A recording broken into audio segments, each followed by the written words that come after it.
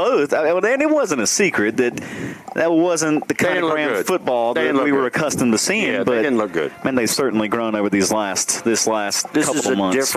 This is a completely different team than they were at the beginning of the year. It really is. And the players feel it, the coaches feel it, and they have been coming together as a team, and they've been going at it as one. Head coach Tony Palmer in his 11th season for the G-Men, 120-21 overall. He's 99 games above 500.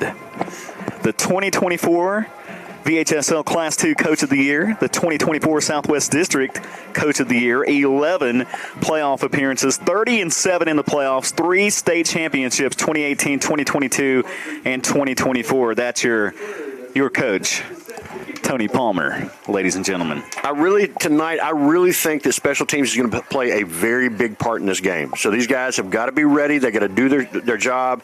It's very important for these guys as they're coming on this kickoff to get that net and stay in their lanes and make sure no one busts through. Lucas Nash about to kick it away. Parker Jenkins and Corey Bird back deep for the Blue Devils. High kick in the air, fielded at the 10. Here come the Blue Devils. That is Parker Jenkins. Takes it left side, 15, 20, 25, 30. Runs into a couple of G-men, but he falls forward all the way up to the 37-yard line. Pretty good return there from number 2, Parker Jenkins. Yeah, they had really good blocking over there on that far side. They set up a wall. G-men were able to get through there, but they still got some good yardage out of it. So here comes sophomore quarterback Zane Reed, 5'9", 175 pounds, wearing number 3 for Gate City. He's thrown for just shy of 1,000 yards on the season, 17 touchdown passes. 2 receivers to his left to start this opening drive, a receiver to his right. Man in motion is Caden Houseright. They snap and hand it off right up the middle, hit immediately by the G-man, maybe a yard there. But you're right, not a lot at all. Jazeer Williamson there. Yeah, Jazeer got right through there and met him head on immediately. Maybe he got barely a yard, barely. Second down and 9 just underway here in Richlands. Gate City going left to right on your radio dial. And this defensive line knows this is going to be a physical game. That's why they are hyped up for it, and they are excited about this game. Blue Devils break the huddle, run up to the line. They'll send a receiver to the left and a receiver to the right. 2 backs in the backfield for the Blue Devils, and they hand it off right up the middle. That is Corey Bird. Fumble on the field, but I think they're going to say he was down. That ball went flying out of there. Yeah, they're going to say he was down. Jazeer Williamson again in on the stop there for the G-men. It's going to be 3rd down and 9, just like that for Gate City. Yeah, the G-men are pinning their ears back and going. Right now, they need to be aware of maybe a short pass, a screen play, anything like that to try to stop their momentum coming back through there. 3rd down and a long 9 here for Gate City. A receiver either side for Zane Reed, the sophomore quarterback. Now Walker Hillman in the backfield looking to throw right side of the field. And that is incomplete. It was intended for Caden Houseright. Great defense there from Caden Banks. Good job, Caden Banks, but the defensive line got through there, hit the quarterback to make that ball flood. That ball did not have a lot going on with it. So, and they're not accustomed to throwing that far down the field also. They're more short passes. But let me tell you what, the defensive line got back there and was putting some pressure on him. Brings up 4th down and 9 in the punting situation for the Blue Devils. That's Parker Jenkins in to kick it away. He'll punt it from his own 25-yard line. And it rolls back to him. Gets the kick away. Not a bad kick. Bounces at the 35, all the way down to the 25. They're going to let that go. They'll down it inside the 20 at the 18-yard line, 19-yard line. That was a good job by the punter right there because that was a short hop back to him, and he got that off quickly. The ball, it ended up being a really good punt. So here comes Dalton Roberts and the Graham offense. Our first look at them tonight here in this contest. Now averaging over 40 points a game in 2025. They'll start with 2 receivers to the right and a receiver to the left. Shotgun formation for Dalton Roberts. Gage Palmer standing to the right of Dalton Roberts. He tried that hard count that he did a couple times last week, and it didn't work on Gate City right there. Worked a couple times last week, though, didn't it? Yes, it did. Now he seems ready to go on first down and 10 from his own 18-yard line. Takes the snap, hands it off to Gage Palmer. Palmer, near side of the field, across the 20, falls forward to the 22-yard line. 4 yards on the carry for Gage Palmer. Good blocking right there by Jeremiah Quick. And Palmer, I mean, he's been running hard this year. He really has. That was a good little pickup right there, about 5 yards. I feel like he's been running differently, though, over this last month or so. He really has. He's just been running hard. Second down and 5. Man in motion, Campbell fixed. They give it to him on the jet sweep, far side of the field. There he goes, 25, and he's hit near the first down marker. Yeah, I believe he got the first down. He needed 5, and he picks up 6, a first down for the G-Men. I love getting him involved early, and I would love to get him involved as much as possible, especially with like short passes or anything, just getting him the ball. He is a dynamic player. He's a great athlete. I love getting him more touches.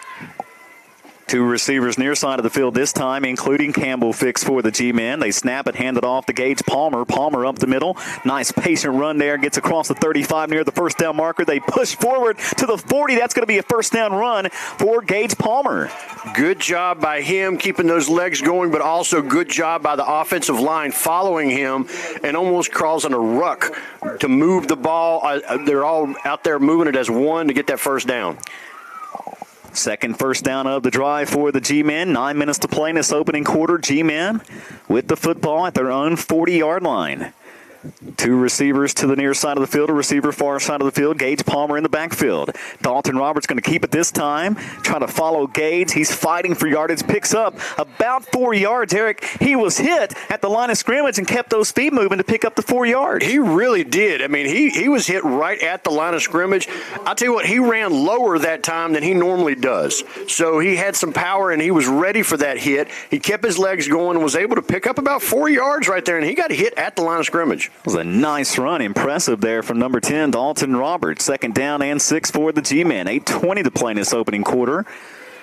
2 receivers near side of the field and a receiver to the far side of the field. Dalton Roberts takes a snap. He's going to hand it off right up the middle. That is Lilly to the 46-yard line. He got about 2 yards, about a yard and a half. Not as much that time. It's going to bring up third down and a long 4 for the G-Men, as the football just about a nose shy of the 46-yard line. So third down and a long 4. I would like to see another run here. By See if they Lilly? can get it. I mean, well, I tell you what. No, I would like to see it by Roberts. Following Lilly. Yes. Roberts takes the snap, looking to throw the football for the first time. He's got a receiver. Pass is complete to Jeremiah Quick, and Quick is going to be near the first down marker. It depends on the spot. They're going to mark him about a half yard shy, it looks like. But that right there, Quick was hit immediately, and he fought for 4 more yards right there. I mean, tell you what, that was a really good play. Graham should be going for it right here. Man, he almost picked up that first down himself. That was close. The offense stays on the field. I'd like to see Dalton Roberts just follow Gabe Lilly here. That's exactly what I'd like to see. 4th and less than a yard. Roberts takes the snap. That's exactly what he does. A little bit of confusion there. He fights for the 50. He's got to have that first down. Yeah, he got it. There was a little bit of confusion there. Gabriel Lilly, as he was going to block, it looked like he turned around to look at somebody. Did you see that? Yeah, it was sort of strange right there what happened. But it's enough for the first down. And another fresh set of downs for the Graham G-Men. Football at midfield, right dead smack at the 50-yard line. With 6:40 to play in quarter number 1 here. I think Lilly just about lost his shoe. Maybe that's why he turned around. I'm not sure. Gage Palmer in the backfield now as Dalton Roberts looking to throw a little pump fake there over the middle. Almost intercepted by Corey Bird. The pass was intended for Garrett Palmer. That was close. That was close. I mean, he really tried to thread the needle right there. That would have almost had to be a perfect throw. It'll stop the clock with 6:25 to play and bring up second down and 10. Ridgeview, according to our own Dan McMahon, leading Richland 7-0 in the first quarter, and Giles leading Auburn 8-0 early in the first quarter. Dalton Roberts looking to throw. The pass is complete to Jeremiah Quick again. Quick hit immediately, and he's going to lose a yard there. Yeah, they were ready for him right there. They were ready for him that time. He was the up back, and a linebacker went right with him and just came right up to him immediately.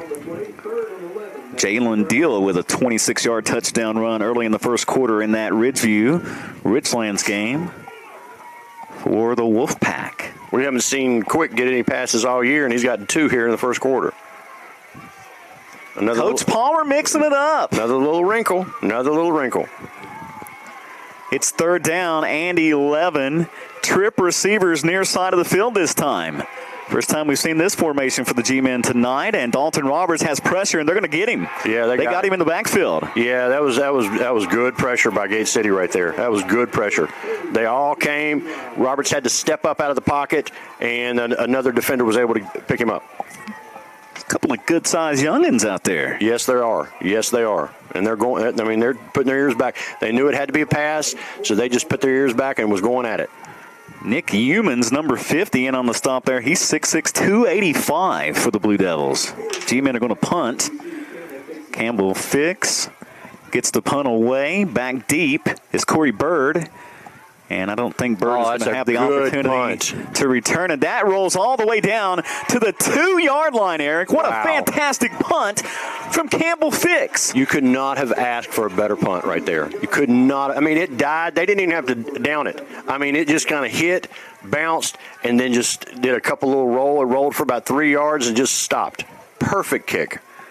So the teams exchange offensive possessions. Graham had 3 first downs there on their opening drive. Gate City gets the football back, though, from inside there, too. This is dangerous territory for Gate City. With Graham's defense playing the way they have been, they got to be careful here. Yeah, they do. So just shy of the 2-yard line, first down and 10. And they're just going to try to get a little bit of room here. They got a trio of backs back there. Quarterback up under center. Takes a snap. Fumble. It's fumbled. G-men say they have it near the goal line. Let's see. Graham's got the football. On like the half-yard line. Caden Banks recovered that for the G-men. And daggone, that's near a touchdown. I mean, it is right. I mean, it's about the half-yard line. So the G-men catch a break as Gate City coughs it up. I mean, you had so many bodies right there at the ball when the ball was snapped. He was trying to get it as fast as he could to hand it off because he knew what pressure he was going to get because they were just trying to get a little bit of space, and there was just too much pressure on the center and at the guards. So he just dropped it. G-men with the football from the 1-yard line. Gage Palmer in the backfield. Dalton Roberts is not in there right now. Gage is just taking the direct snap right up the middle, fighting for the end zone. Touchdown. He's got the touchdown. It's a 1-yard touchdown run for Gage Palmer, his 8th rushing touchdown of the season, and the G-men take a 6-0 lead with 4:51 to play in quarter number 1. Well, that was a huge break for the G-men there. And just a dagger in the heart of the Gate City Blue Devils. I mean, they held Graham, got the football back. And on the very first play of their second offensive possession, they cough it up, and it just cost them big time there. The G-men lead at 6-0. Lucas Nash on to try to make this a 7-0 ball game. The snap, the hold, the kick is up and right down the middle and good. 7-0 Graham with 4:51 to play in this opening quarter. It's Graham football on Kicks Country and online at kickscountry.com. It's football. See us today at Stevens Mitsubishi in Princeton. We've got red hot deals like our last remaining 2024 Mitsubishi Mirages starting at under $300 a month. All of our new 2025 Outlanders are on sale too, and we've got them arriving daily like this all-new Trail Edition in the Moonstone Gray. Buy it for $51.24 below MSRP. And don't forget, Mitsubishis are backed by the best warranty in the business, a 10-year, 100,000-mile powertrain warranty and 2 years of free maintenance. So come see us at Stevens Mitsubishi, Oakville Road in Princeton. Medicine. Here, it's more than a practice. It's a promise. get you home sooner and get you back out there. To push the boundaries of what convention says is possible. To stop at nothing, no matter what. That's why medicine is in everything we do.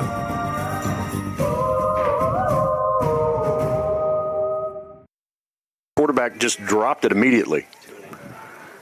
Lucas Nash puts the football in the air, fielded inside the 10 by Parker Jenkins. Brings it up. He's got the 15, 20, 25, 30 running room at the 35, now 40, 45, midfield at the 50, stiff arm. G-Man pushed him out of bounds, but not before he takes it all the way to the Graham 46-yard line. What a return there from Parker Jenkins. When you don't stay in your lane and create that net, that's what happens. The net came apart right there in the middle, and they thought that he was going to try to go back over to the far side of the field. He cut right up the middle. It was wide open for him, and that's what caused that right there.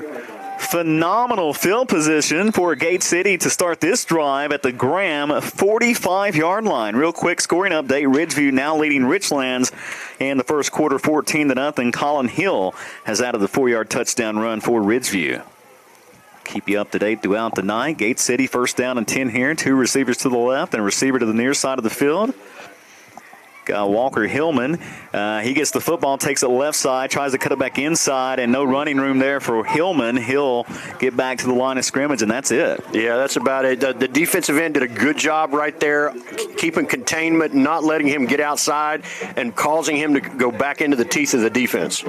4:20 on a turning clock here in quarter number 1. G-Man with a 7-0 lead. Again, the winner of this game will advance to take on the winner of the Union and Lehigh game that's going to be played at Bullitt Park tomorrow.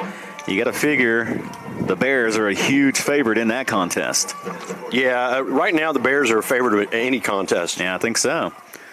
Here we go. Second down and 10. They hand it off to Walker Hillman again. This time he brings it right side of the field, but once again, no running room for Hillman. And is that Sean Dow? Yeah, Sean Dow in on the stop there. And he got through there fast. Man, it's been so good since Dowell's been back.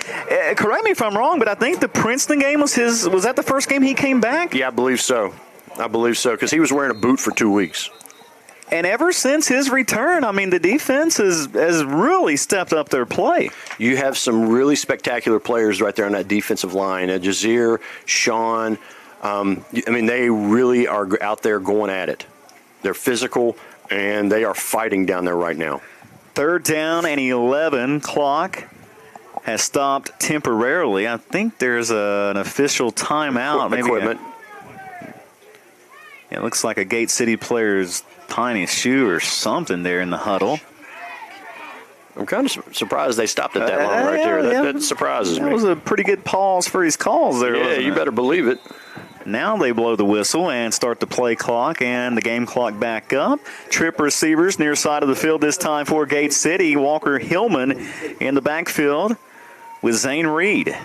Takes the snap, rolls out to his right. That should be flag. He started forward. The man in motion, he started forward up the field before the snap of the ball. Yeah, that was Caden Housewright, the junior wideout for the Blue Devils, who, he was just a little antsy there and took off a little bit too soon. So back them up 5 yards. That's going to put them back into their own territory at the 49, and it's going to be third down and 16 for Gate City. Graham needs to be aware of a screenplay right here. I think this would be a perfect spot for them to do a screenplay because the defensive line, they're going to be going back there trying to put as much pressure as they can. Trip receivers to the right. They take the snap, looking to throw the football. Left side of the field, one-on-one coverage there, and it goes incomplete. It was intended for Parker Jenkins. Gate City wants a pass interference, but that looked like pretty good defense to my eye. Not to yours? The thing is, he was playing the player, not the ball. Yeah, he didn't look back. That's a good point. He did not look back, and, they got a good argument right there. Okay, so listen, that was obviously pass interference then.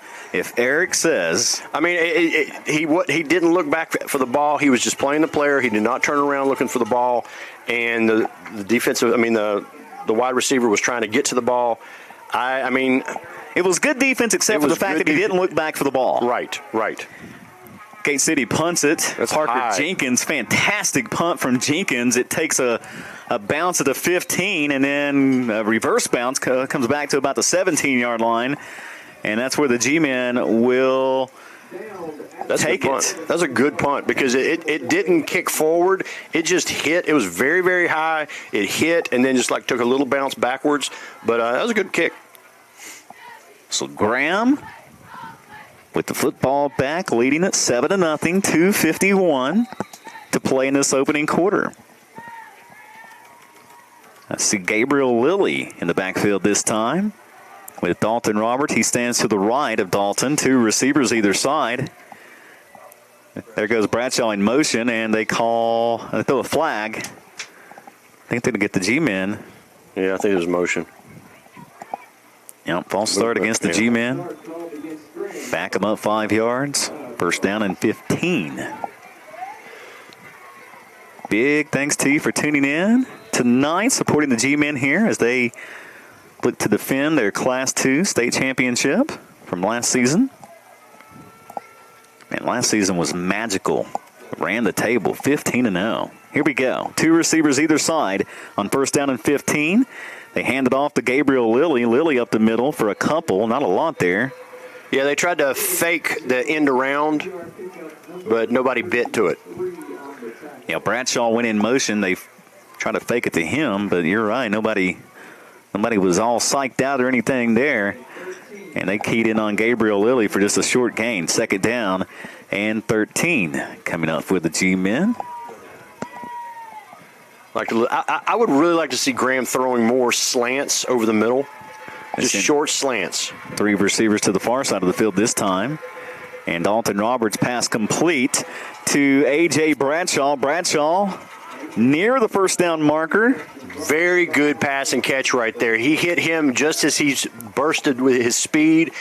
Really good little run by Bradshaw, but also has a good throw right there. And good blocking over there by the other wide receiver that was out there. He caught one of the defensive backs out of the way so Bradshaw could get that run.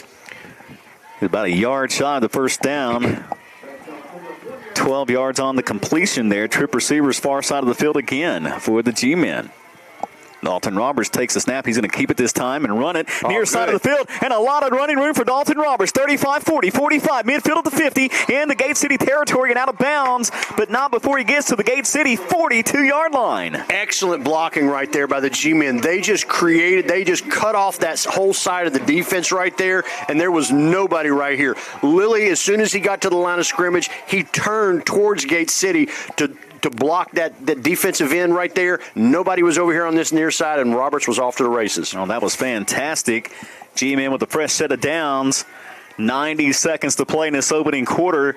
They send 2 receivers, or actually 3 receivers to the far side of the field. Same formation, it looks like, for the G-men on first down and 10. They hand it off to Gage Palmer. Look at the patience there from Gage Palmer, and he's off to the races at the 25 and to the 20, and they get him down at the 19, 18-yard line. And did you see him switch the ball from his right hand to his left, from his right arm to his left arm to put the ball on the outside to where if somebody hit him and the ball came out, the ball would be going out of bounds. That was a very, very smart play by Palmer right there. Showing some maturity right there, Gage Palmer. And patience. That was the first word that came to my mind on that run. He just sat there and waited for that hole to open up. Nice run there. G-men have it. First down and 10 at the 16. They go back to Gage Palmer. This time Palmer hit almost immediately, give him a yard. He didn't get much that time. To the 15. And 50 seconds to play in this opening quarter. G-men lead at 7-0 and threatening with more here as they've got it in the red zone. And second down coming up, 2nd and 9 for Graham. They're going to send 3 receivers far side of the field. And Garrett Palmer, also Campbell Fix, Bradshaw, Lilly in the backfield. Roberts looking to throw. That pass, dangerous pass there, goes incomplete, intended for Campbell Fix. Broken up by Brennan McDonald for the Blue Devils. Yeah, that was... That was not a good place to throw the ball because he had a defender right on him. And even if he would have caught the ball, he would have only gained about 2 yards. Yeah, you're right. So stops the clock with 22 seconds to play. 3rd down and 9 coming up. 21-0 now. Ridgeview leading Richlands as Alex Grant with a 52-yard touchdown run for Ridgeview. Dalton Roberts rolls out to his right, looking to throw. He's got an open receiver. That pass is complete. Fantastic catch by Garrett Palmer. Very, very nice roll. He was rolling out to the far side, stayed in motion. The defense had to respect him running the ball. You had a couple of defenders that came forward to pick him up. He threw the ball over the defenders out there to Garrett Palmer for the first down. And you're right. If they open up the passing game just a little bit, because the defenses have to respect Graham's running game. They have to, and he was ready to run it if they stayed back, but they did not. They came forward. Garrett Palmer was right there. Brings us to the end of quarter number 1. Your score, Graham 7, Gate City 0. Second quarter action coming at you next. It's Graham High School football on 106.3, 107.7 Kicks Country and online at kickscountry.com. At the Cole Chevy Service Department, we beat any tire price, guaranteed. That's right. We'll beat any price of all major tire brands, Michelin, Pirelli, Bridgestone, and more. Bring us a better deal? We'll beat it. No questions asked. That's our guarantee. No hassle, no gimmicks, just real savings. Because we beat any tire price, guaranteed. Route 460 at the state line, Bluefield, West Virginia. Cole Chevy, just better. Ready to ride like never before? West Virginia Motorsports has the ATVs, dirt bikes, and side-by-sides to fuel your adventure. Financing available with locations in Princeton, Wytheville, and Summersville. West Virginia Motorsports, your key to fun. Hi, I'm Lee Lewis, Master Electrician at Mr. Sparky. Don't miss a second of football coverage due to unexpected power surges or outages with options like whole house generators and surge protectors. Just make the call and we'll do the rest.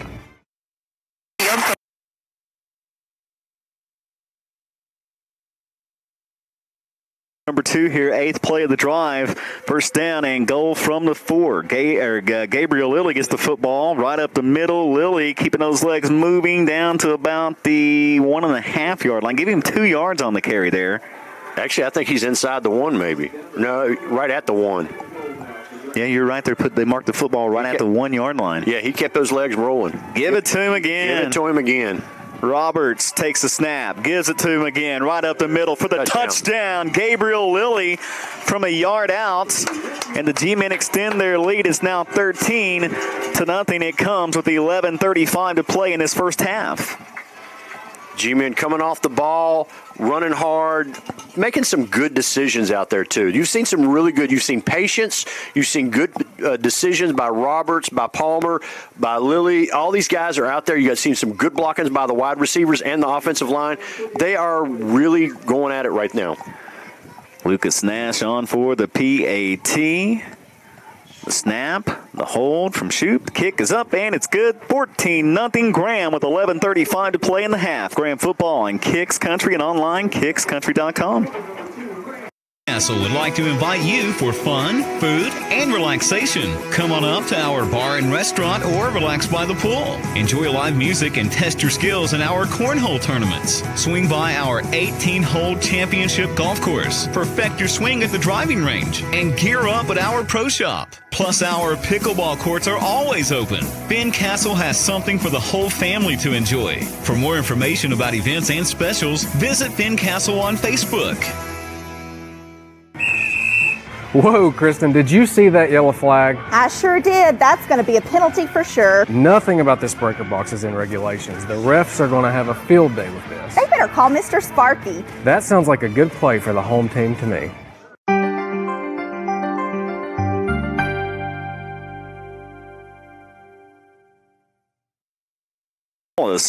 Adding a 1-yard touchdown run. They've had 4 different backs run it in that contest. Graham has got to keep that net on this kickoff right now. They have got to stay in their lane and get down there to get it down. But the middle of the field's wide open. If he did just like a pooch right there to the middle of the field, I mean, it was wide open. But he keeps trying to put it over into a corner. Fielded at the 10-yard line. That is Parker Jenkins again. He had the big return just a minute ago, and there he goes again, 35. Now at the 40, cuts it back inside, but tackled at the 43-yard line. I'm telling you, that kid is doing a fine job returning kicks here tonight. And Graham's not staying in their lanes. They've got to keep their head up, stay in their lanes, because that kickoff team tonight's making me nervous. Giles leading Auburn 8-0. Last score we had in that contest. Mingo Central up 7-0 over James Monroe. Class AA in the state of West Virginia. Independence leading Lincoln 7-3. George Wythe up 7-6 over Narrows tonight. Mingo Central now leading James Monroe 14-7. Second period to play. Here we go. Zane Reed hands it off right up the middle. Jazeer Williamson. 2 words there, Eric. Wow. Lordy. I'm not sure if you out there in Radio Land could hear the ooh here at Ernie Hicks Stadium, but that was a pretty loud response from the crowd there, and rightfully so. It's a loss of a yard. Wow. I mean, he got through there. I mean, he got hit hard. Wow. It's impressive how quick Williamson's getting back there. I know. Here we go, second down and 11. They move it. And that's going to be a 5 yard. I think that's going to cost Gate City 5 yards. I believe that's going to be a false start. Yeah. You had the offensive line were on their heels and was rocking back because they knew the pressure that was getting ready to come. So back them up 5 yards. Going to be second down and 16 now. New line of scrimmage, their own 37-yard line. 10:43 to play in the half. G-Men lead at 14-0. Blue Devils break the huddle. It's good to see your boy here tonight, Eric. I've missed him this season, man. I know. He's usually either trying to wrestle somewhere or do something. They hand it off right up the middle. That's Mason Hickman, and Hickman for maybe a yard, maybe 2 yards, but it's going to be third down.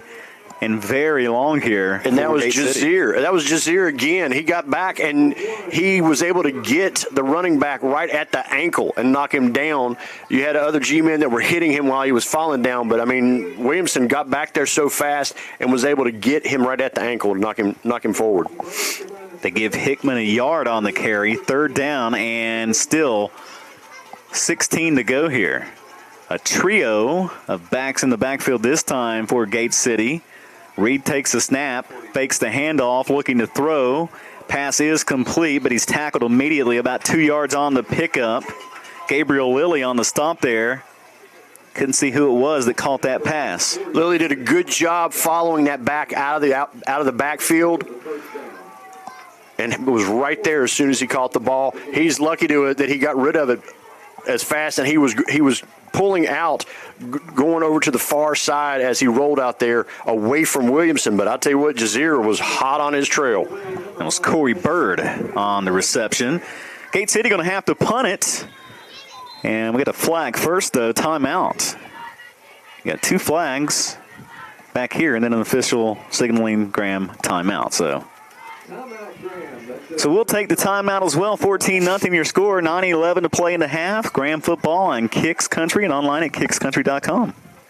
See us today at Stevens Mitsubishi in Princeton. We've got red hot deals like our last remaining 2024 Mitsubishi Mirages starting at under $300 a month. All of our new 2025 Outlanders are on sale too, and we've got them arriving daily like this all-new Trail Edition in the Moonstone Gray. Buy it for $51.24 below MSRP. And don't forget, Mitsubishis are backed by the best warranty in the business, a 10-year, 100,000-mile powertrain warranty and 2 years of free maintenance. So come see us at Stevens Mitsubishi, Oakville Road in Princeton. Just listening to exclusive.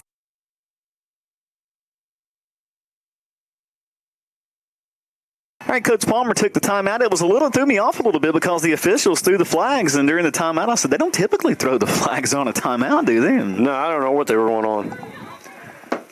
So Gate City will kick it away. Campbell Fix back deep for the G-Men. Oh, that punt was almost blocked. That was close, but man, look how high that is. High booming kick, fair catch called by Campbell Fix.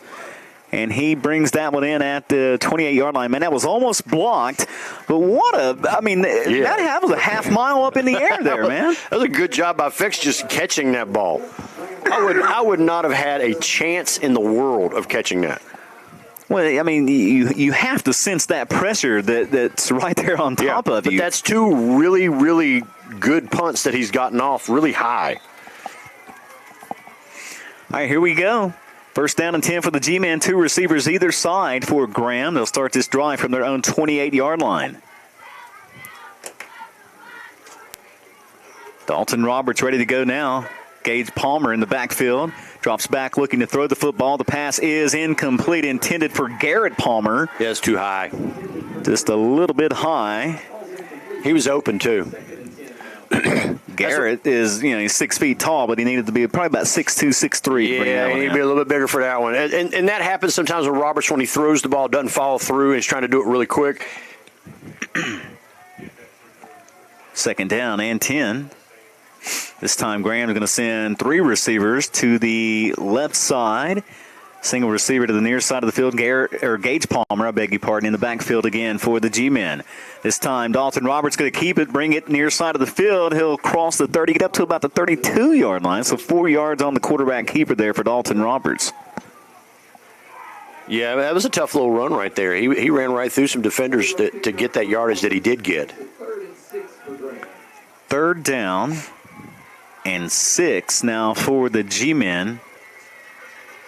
Let's see what Coach Palmer pulls out of the old playbook here. They could do that same pass with Palmer over here on this near side. I know it's a short field, but I think that, they could run that play again.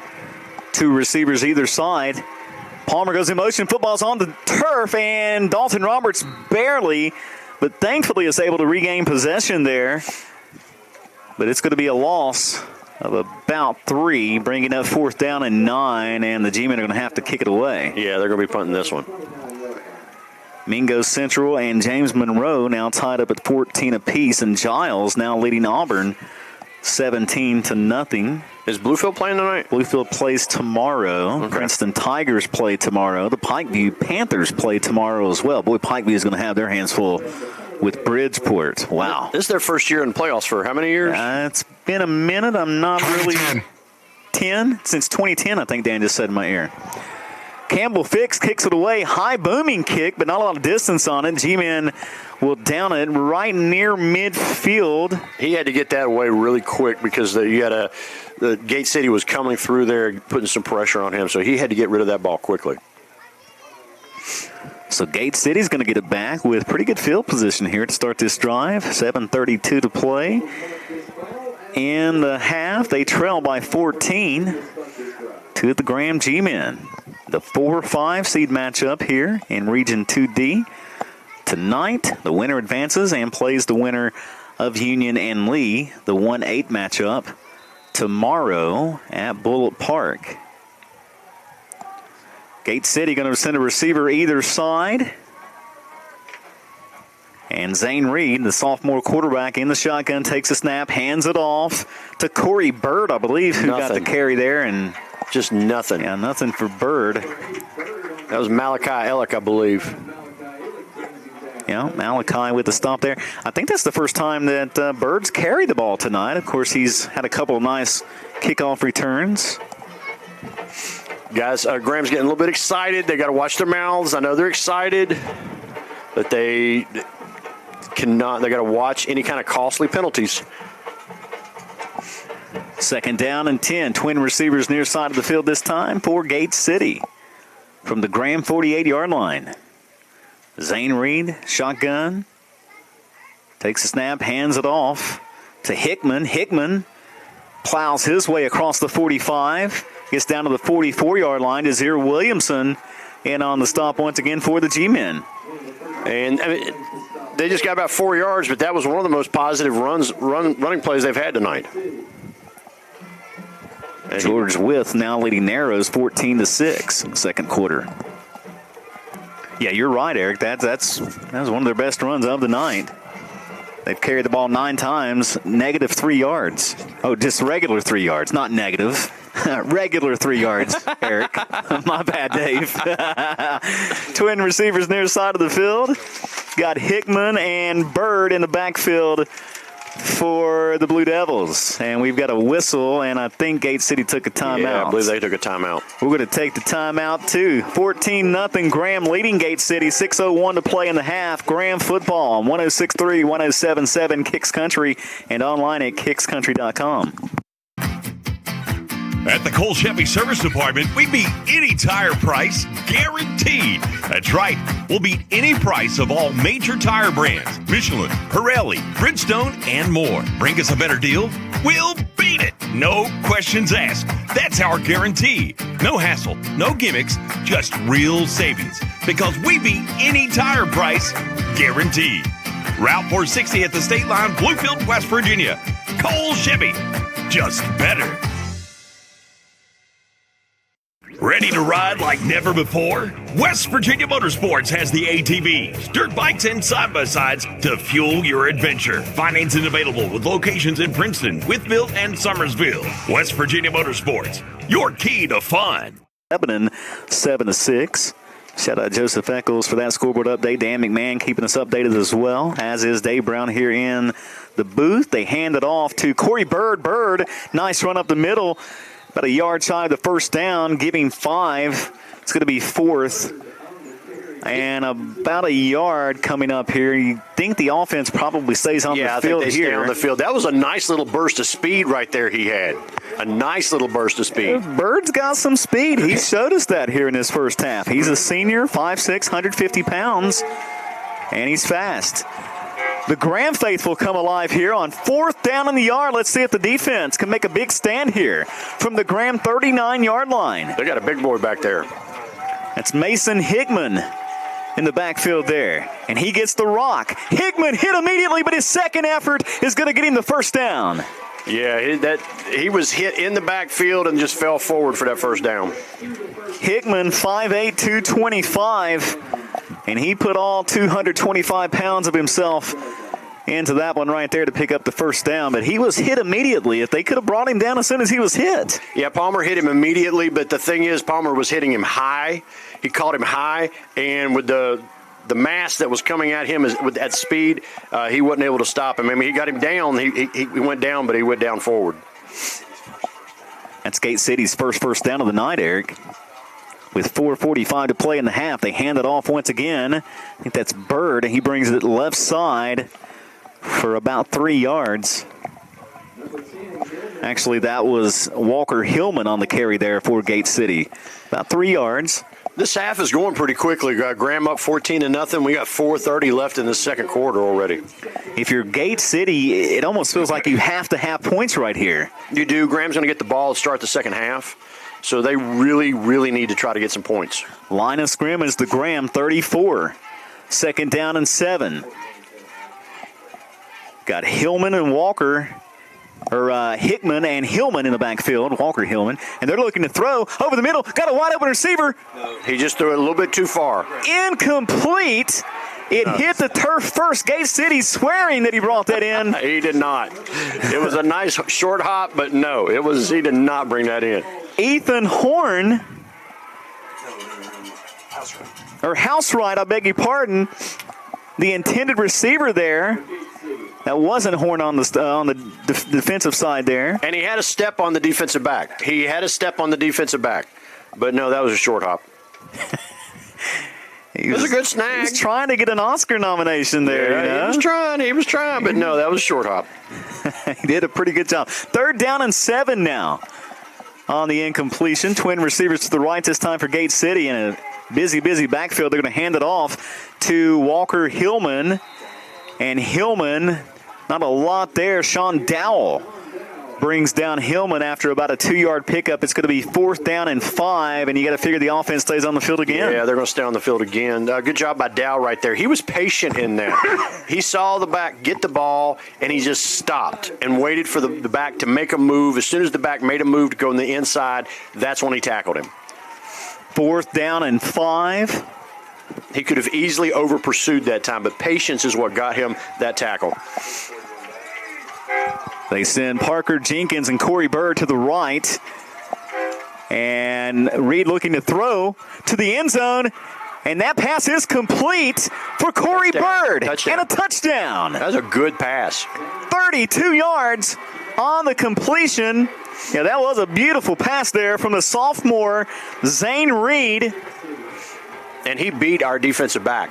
All right, he had at least a step and a half on our defensive back right there. That was a good pass. And Gate City on the scoreboard with 3:15 to play in the half. It's the 18th passing touchdown for Zane Reed this season. And if there's a weakness on that defense, that's what it is. Braden Smith on for the PAT. The snap, the hold, the kick is up, and the kick almost blocked, but he gets it through. It's good. 14-7. Your new score, Graham, up a touchdown over Gate City with 3:15 to play in the half. It's Graham High School football on 106.3, 107.7 Kicks Country and online at kickscountry.com. Castle would like to invite you for fun, food, and relaxation. Come on up to our bar and restaurant or relax by the pool. Enjoy live music and test your skills in our cornhole tournaments. Swing by our 18-hole championship golf course. Perfect your swing at the driving range and gear up at our pro shop. Plus, our pickleball courts are always open. Fincastle has something for the whole family to enjoy. For more information about events and specials, visit Fincastle on Facebook. Whoa, Kristen, did you see that yellow flag? I sure did. That's going to be a penalty for sure. Nothing about this breaker box is in regulations. The refs are going to have a field day with this. They better call Mr. Sparky. That sounds like a good play for the home team to me.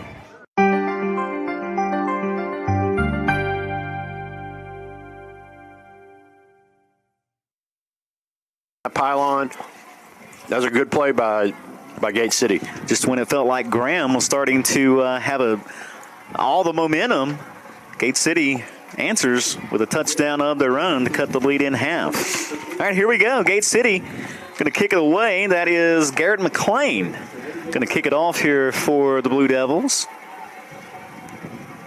They're using 3 different kickers altogether. A little pooch kick there out of bounds at the Graham 29, so they'll get it on a 35 at the 35. See if the Graham offense can get something going here. Nice drive to end the half, get the ball to start the second half.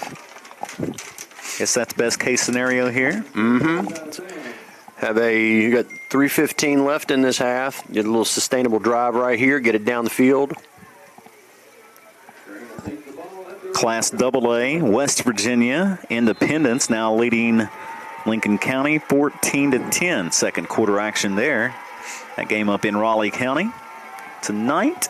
Here we go, first down and 10 here in Tazewell County in Richlands. Dalton Roberts takes the snap. He's going to give it to... Got movement. That was Bradshaw, but we've got movement, and they're going to back him up 5 yards. 35-0 Ridgeview now leading Richlands. Now they're going to have a running clock before long.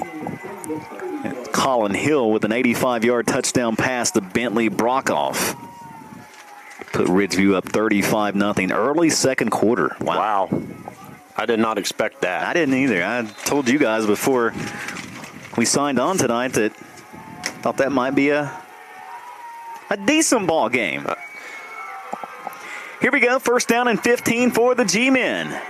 They're going to hand it off to Gage Palmer. They fake it to Gage. Dalton Roberts, nice fake there. Takes it left side. He's going to pick up about 6 yards. That's a good fake right there. To the Graham 36-yard line. Fake the Saul out there. As we go inside of 3 minutes to play in the half, it's going to be second down and 9. G-Men don't appear to be in any kind of hurry here. We've got 2:45. And they've got 2 timeouts left also. And 2 timeouts as well. So no need to be in a hurry here. Twin receivers, both sides for Dalton Roberts. Takes a snap, looking to throw. Pump fake. Now gets rid of the football. Pass is caught by Campbell Fix. Are you kidding me? Fix brings that in at the Gate City 39-yard line. That was a good catch, but that was a good throw, too, right there. He found a soft spot in the defense right here on this near side. Campbell Fix, man, you got to get him involved as much as possible. Fix went up and brought that pass down. Just a fantastic throw, but probably a better catch there from Campbell Fix. 30 yards on the completion. And the G-Men with the football at Gate City's 34. Fix in motion. They give it to him on the jet sweep. Left side. Tries to cut it back inside and gets down to the 31-yard line, giving 3 yards on the carry. Yeah, you get that kid involved as much as possible. Good blocking over there by Banks as well. Minute 55 to play in the half. G-Men looking for more here. They lead at 14-7. And they'll get the ball to start the second half. Coach Palmer sending 2 receivers either side for Dalton Roberts. Gage Palmer in the backfield to the right of Dalton Roberts. Roberts looking to throw the football. He gets rid of it. Almost intercepted. He was looking for Gage Palmer. That was almost picked off by Keegan Light. That was close. The senior for Gate City, he almost picked that off. And if he gets that and stays on his feet, man, he's gone to the house probably. Yeah, he is. Ooh, that was close. So the G-Men might catch a break there. Stops the clock with 97 seconds to play in the half. 3rd down and 8 coming up for Graham. Probably not comfortable field goal range for Lucas Nash just yet. Gage Palmer in the backfield. Trip receivers to the right this time for Graham. Roberts looking to throw.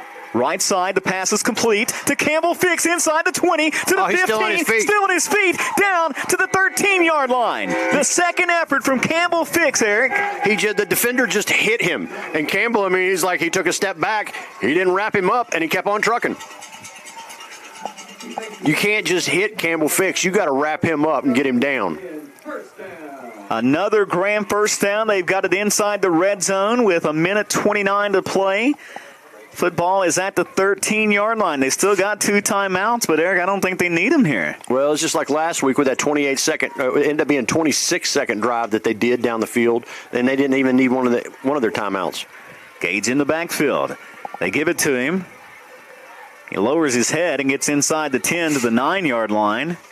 Looked like a little confusion. The ball almost went to Gage instead of to Roberts there when the snap. Yeah, something with the exchange there didn't look all that nice, but very fortunate they didn't fumble that. It's a 4-yard pickup, though. Brings up 2nd down and 6. Palmer once again to the right of Dalton Roberts. We got whistles, though. Got a timeout, Graham. No, Gate City took the timeout. Kind of surprised they took the timeout there with 1:02 to play. We'll keep it here during this timeout and get you caught up on everything just in case you're now tuning in. Gage Palmer got the scoring started for the G-Men with 4:51 to play in the opening quarter. Took it into the end zone from a yard out. G-Men take a 7-0 lead. That was all calls set up after Gate City fumbled it at their own 1-yard line. That would be your score at the end of the first quarter, 7-0 G-Men. Gabriel Lilly, just as the second quarter got underway with 11:35 to play in the quarter, took it in from a yard out. PAT was good, made it 14-0 Graham. And just as it felt like Graham had all the momentum, but then Gate City with a nice 8-play, almost 50-yard drive. And they capped it off with a touchdown. Zane Reed, his 18th passing touchdown of the season. He finds Corey Bird from 32 yards out to cut into the Graham lead. It's 14-7 with 1:02 to play. Graham with the football at the Gate City 9-yard line, 2nd down and 6 coming up here out of the timeout. And Graham's still got 2 timeouts. Gate City's got 1. We got 1:02 left. So they can run some running plays. Got Gage Palmer in the backfield. And a bad snap there again, but Palmer picks it up to the right side, now to the left side, cuts it back inside, and he's wrapped up by big number 55, Eli Minor. Timeout. He gets to the 6-yard line. Nope, not yet. It's a 3-yard pickup. It'll be 3rd down and 3 coming up. Clock continuing to roll. Approaching 40 seconds to play. Head coach Tony Palmer electing not to use a timeout there. Clock rolling. Graham's going to send 2 receivers to both sides. Gage Palmer to the left of Dalton Roberts in the backfield. Roberts snaps it, hands it off to Gage Palmer. Palmer lowers his head inside the 5. Fighting for the end zone. I believe he got the end zone for the touchdown. No signal yet. No, they're going to say he's down at the 1. Wow. And Coach Tony Palmer takes the timeout. Wow. That looked like a tutty there. Come on. Wow, timeout, Graham. That looked like he had got in there. He was fighting hard. Barry Yost, the umpire, was right on top of that, Eric. He had to see. It looked like that football broke the plane with his third effort there, but they mark him down inside the 1. And, I mean, we went down there and they handed it to us a couple times, it feels like. But then they did kind of fall off the table a bit. All right, so first down and less than a yard to go here. First and goal with 18 seconds to play. You've got Gage Palmer. Touchdown. Was it Gage Palmer? It was kind of hard to see. They were all bunched up together. It was Gage Palmer, but you had Jazeer Williamson back there. You had the big set. You had the big set back there. the big boys. I like it. You had the big boys back there. But credit Palmer for a 1-yard touchdown run, his second of the night and his 9th on the season. And Lucas Nash in to try to make this a 14-point ball game once again. And Jamonte Hendricks came off quickly from the field right there. It looked like he had hurt his leg. He was able to get off, but he fell down when he got over here to the sidelines. They're looking at him right now. He's had some issues in the past with his knees and stuff. I mean, he has fought through it. That's a tough kid. But hopefully he's going to be okay. Hopefully. Keep you up to date. All right, here we go. Lucas Nash on for the PAT. The snap, the hold, the kick is up, and the kick right down the middle, and good. 21-7 Graham with 15 seconds to play in the half. Graham football on Kicks Country and online, kickscountry.com.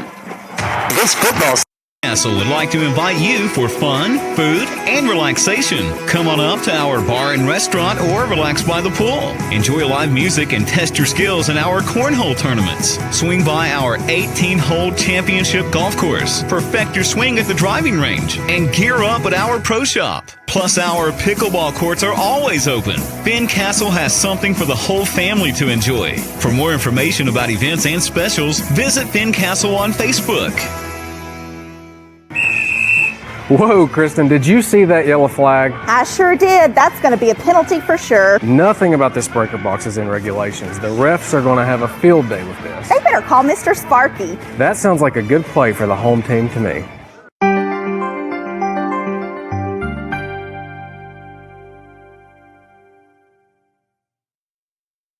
With his second rushing touchdown of the night from a yard out, 21-7 Graham. I would kick a line drive. A little squibber here. That's going to be fielded at the 35-yard line, and Gate City very smartfully just falls on top of it there.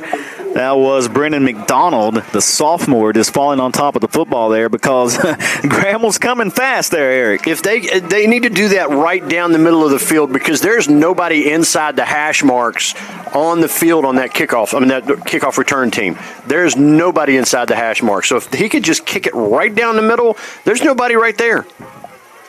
If he just did like a little pooch kick. So Gate City with 14 seconds here. They'll send a receiver either side. Probably just hand it off here. They've got Bird and Walker Hillman in the backfield. They give it to Hillman. Hillman right side to the 39, giving 4.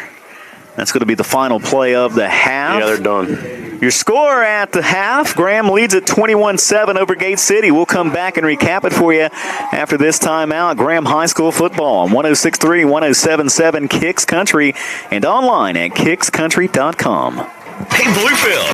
Let's face it, there's only one first. You've only had one first birthday, only one first bike, only one first best friend, and into adulthood, those firsts keep on coming. Your first new car, hot off the showroom, your first home and mortgage, your first child with new responsibilities. And then there's First Sentinel, a community bank ready to help you and your family with all those firsts, seconds, thirds. First Sentinel Bank, member FDIC, and equal housing lender. Your local Ace is the power place. Let's go. Ace has everything you need in the power section.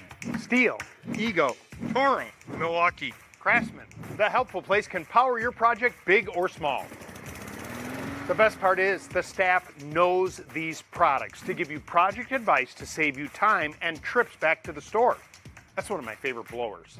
Ordering online, Ace has you covered with orders ready in 15 minutes. Shop now at acehardware.com. At the Cole Chevy Service Department, we beat any tire price, guaranteed. That's right. We'll beat any price of all major tire brands. Michelin, Pirelli, Bridgestone, and more. Bring us a better deal, we'll beat it. No questions asked. That's our guarantee. No hassle, no gimmicks, just real savings. Because we beat any tire price, guaranteed. Route 460 at the state line, Bluefield, West Virginia. Cole Chevy, just better. It's tailgate season. Hometown Shell is your one-stop shop for all the game day essentials. Candy, drinks, snacks, and more. And don't forget to shop the best selection of game day favorites in our 33-degree walk-in beer cave. Whether you're cheering from the stands or hosting at home, we've got the perfect brew for every fan. Pick the winning team by stopping by... Or the sleepovers the next day. I was going to throw the games on. You're a Notre Dame guy. I'm from Texas. Winners never compromise. What? Yeah.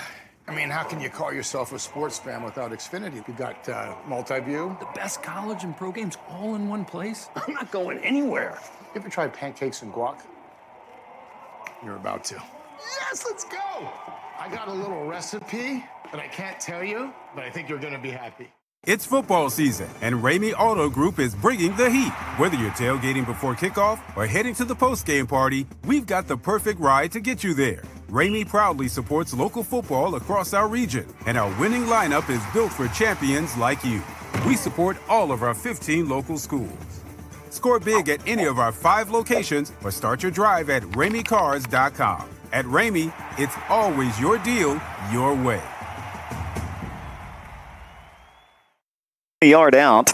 PAT for Nash once again good. 21-7 Graham. That was a 9-play, 70-yard drive to end the half. Just what the G-men needed after Gate City stole a little of the momentum there. Yeah, but that was set up by some great playing by Campbell Fix also. Getting the ball out to him getting the ball down, getting it downfield. A couple good runs by him. But let me tell you what, the G-men offensive line coming off the ball, they had the big set out there for that goal line run. G-men really doing well right now with tackling. This is normally a very strong running team because of their offensive line and because of those running backs. They're running hard.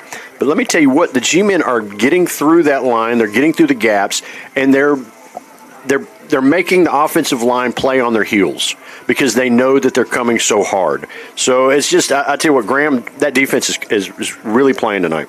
You speak of the defense, they've held Gate City to 52 yards of total offense in that first half, only 19 yards on the ground against a very good rushing team here, and Graham holds them to 19 yards on the ground in that first half. They picked up 33 yards through the air, so 52 yards of offense for the Blue Devils. 2 first downs.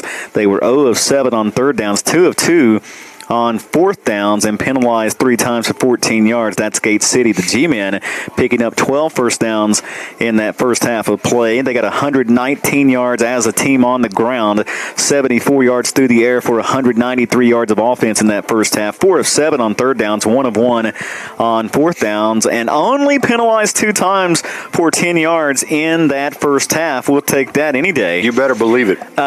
Individually for the G-men, Gage Palmer, 9 carries for 57 yards and 2 rushing touchdowns in that first half. Dalton Roberts, 7 carries for 46 yards. Gabriel Lilly carried the ball 4 times, only netted 8 yards. A little uncharacteristic there for Lilly. He did have a rushing touchdown. Campbell Fix carried the ball 2 times for 8 yards. Dalton Roberts, 6 of 10 passing in that first half for 74 yards. It was Fix with 2 catches for 49 yards. Bradshaw had a catch for 12. Garrett Palmer a catch for 11. And Jeremiah Quick, 2 receptions for 2 yards in that first half. Defensively, man, Jazeer Williamson in that first half, 6 tackles, 1 of those for losses, but man, he was back there so quickly. Everywhere. He's back there constantly. The pressure that he's put on every time they went to pass the ball, I mean, he's just been back there. Sean Dowell, Rose, Lilly, Quick, Palmer, Lane, Quick, Cassius, they all played well. The defense looked solid in that first half. They were a swarm. They were a swarm in that first half. 21-7 is your score at the half. G-Men lead it. We'll step aside for a quick timeout. When we come back, we'll go inside the studio with Dan McMahon. He'll get you up to date on some scores happening from other playoff action going on around the two Virginias tonight. That's coming up here after this quick timeout. Graham High School football on Kicks Country and online at kickscountry.com. Cole Auto Mall is your go-to destination for incredible deals on new and certified pre-owned vehicles. With every purchase, you get the Bill Cole Advantage absolutely free, which includes a lifetime powertrain warranty, plus get our free premium ceramic coating process with 3-year paint and interior protection. The no-cost Cole Connect app offers a $10,000 theft recovery guarantee, vehicle health reports, recall notifications, and service reminders. Visit us today to unlock the Bill Cole Advantage or go to BillColeAutomall.com. Fincastle would like to invite you for fun, food, and relaxation. Come on up to our bar and restaurant or relax by the pool. Enjoy live music and test your skills in our cornhole tournaments. Swing by our 18-hole championship golf course. Perfect your swing at the driving range. And gear up at our pro shop. Plus, our pickleball courts are always open. Fincastle has something for the whole family to enjoy. For more information about events and specials, visit Fincastle on Facebook. My name's Keith Sigmund. I'm the general manager here at Buchanan Mine. I find in Bluefield State graduates a characteristic that is uncommon in most today, and that characteristic is their work ethic. Not afraid to spend as many hours as they need to spend here. They have a great work ethic. Why we search for Bluefield State graduates is because they don't shy away from the challenge. Come see us today at Stevens Mitsubishi in Princeton. We've got red hot deals like our last remaining 2024 Mitsubishi Mirages starting at under $300 a month. All of our new 2025 Outlanders are on sale too, and we've got them arriving daily like this all-new Trail Edition in the Moonstone Gray. Buy it for $51.24 below MSRP. And don't forget, Mitsubishis are backed by the best warranty in the business, a 10-year, 100,000-mile powertrain warranty, and 2 years of free maintenance. So come see us at Stevens Mitsubishi, Oakville Road in Princeton. This football season, make the Rail Yard your home turf for food, fun, and unbeatable deals. Tuesdays, buy one, get one free with BOGO Burger Night. Wednesdays, 89-cent wings that'll have your whole team coming back for more. Fridays, shake it up with $5 martinis. And Sundays, kids eat free while you catch the game on the big screens. Touchdowns taste better at the Rail Yard. Bring them to the yard. Medicine. Here, it's more than a practice. It's a promise.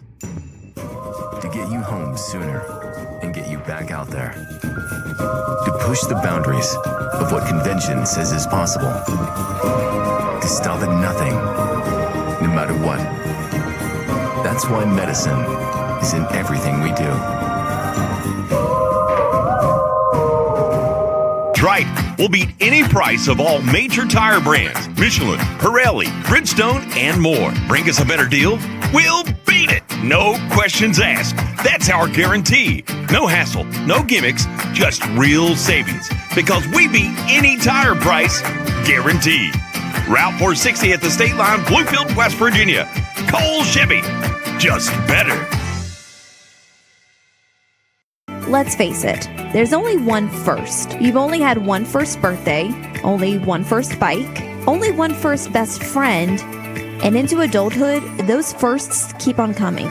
Your first new car, hot off the showroom, your first home and mortgage, your first child with new responsibilities. And then there's First Sentinel, a community bank ready to help you and your family with all those firsts, seconds, thirds. First Sentinel Bank, member FDIC, and equal housing lender. It's tailgate season. Hometown Shell is your one-stop shop for all the game day essentials. Candy, drinks, snacks, and more. And don't forget to shop the best selection of game day favorites in our 33-degree walk-in beer cave. Whether you're cheering from the stands or hosting at home, we've got the perfect brew for every fan. Pick the winning team by stopping by Hometown Shell. Come experience the hometown difference. French toast nibbler? Texas. Winners never compromise. What? Yeah. I mean, how can you call yourself a sports fan without Xfinity? You got multi-view. The best college and pro games all in one place? I'm not going anywhere. You ever tried pancakes and guac? You're about to. Yes, let's go! I got a little recipe that I can't tell you, but I think you're gonna be happy. This football season, make the Rail Yard your home turf for food, fun, and unbeatable deals. Tuesdays, buy one, get one free with BOGO Burger Night. Wednesdays, 89-cent wings that'll have your whole team coming back for more. Fridays, shake it up with $5 martinis. And Sundays, kids eat free while you catch the game on the big screens. Touchdowns taste better at the Rail Yard. Bring 'em to the yard. Medicine. Here, it's more than a practice. It's a promise. To get you home sooner and get you back out there. To push the boundaries of what convention says is possible. To stop at nothing, no matter what. That's why medicine is in everything we do.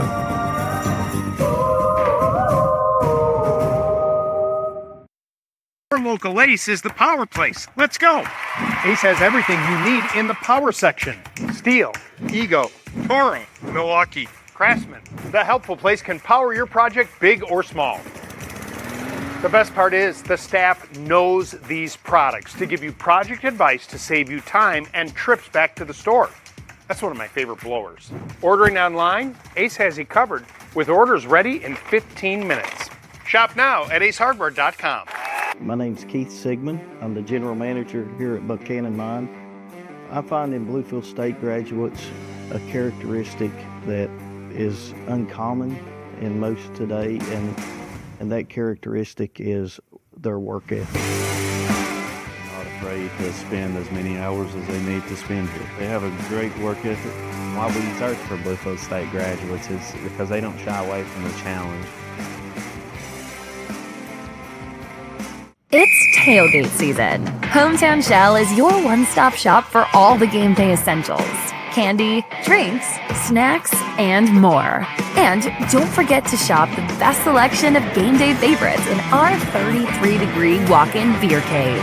Whether you're cheering from the stands or hosting at home, we've got the perfect brew for every fan. Pick the winning team by stopping by Hometown Shell. Come experience the hometown difference. This football season, make the Rail Yard your home turf for food, fun, and unbeatable deals. Tuesdays, buy one, get one free with BOGO Burger Night. Wednesdays, 89-cent wings that'll have your whole team coming back for more. Fridays, shake it up with $5 martinis. And Sundays, kids eat free while you catch the game on the big screens. Touchdowns taste better at the Rail Yard. Bring 'em to the yard. Whoa, Kristen, did you see that yellow flag? I sure did. That's going to be a penalty for sure. Nothing about this breaker box is in regulations. The refs are going to have a field day with this. They better call Mr. Sparky. That sounds like a good play for the home team to me. It's football season, and Ramey Auto Group is bringing the heat. Whether you're tailgating before kickoff or heading to the post-game party, we've got the perfect ride to get you there. Ramey proudly supports local football across our region, and our winning lineup is built for champions like you. We support all of our 15 local schools. Score big at any of our 5 locations or start your drive at RameyCars.com. At Ramey, it's always your deal, your way. Ready to ride like never before? West Virginia Motorsports has the ATVs, dirt bikes, and side-by-sides to fuel your adventure. Financing available with locations in Princeton, Wytheville, and Summersville. West Virginia Motorsports, your key to fun.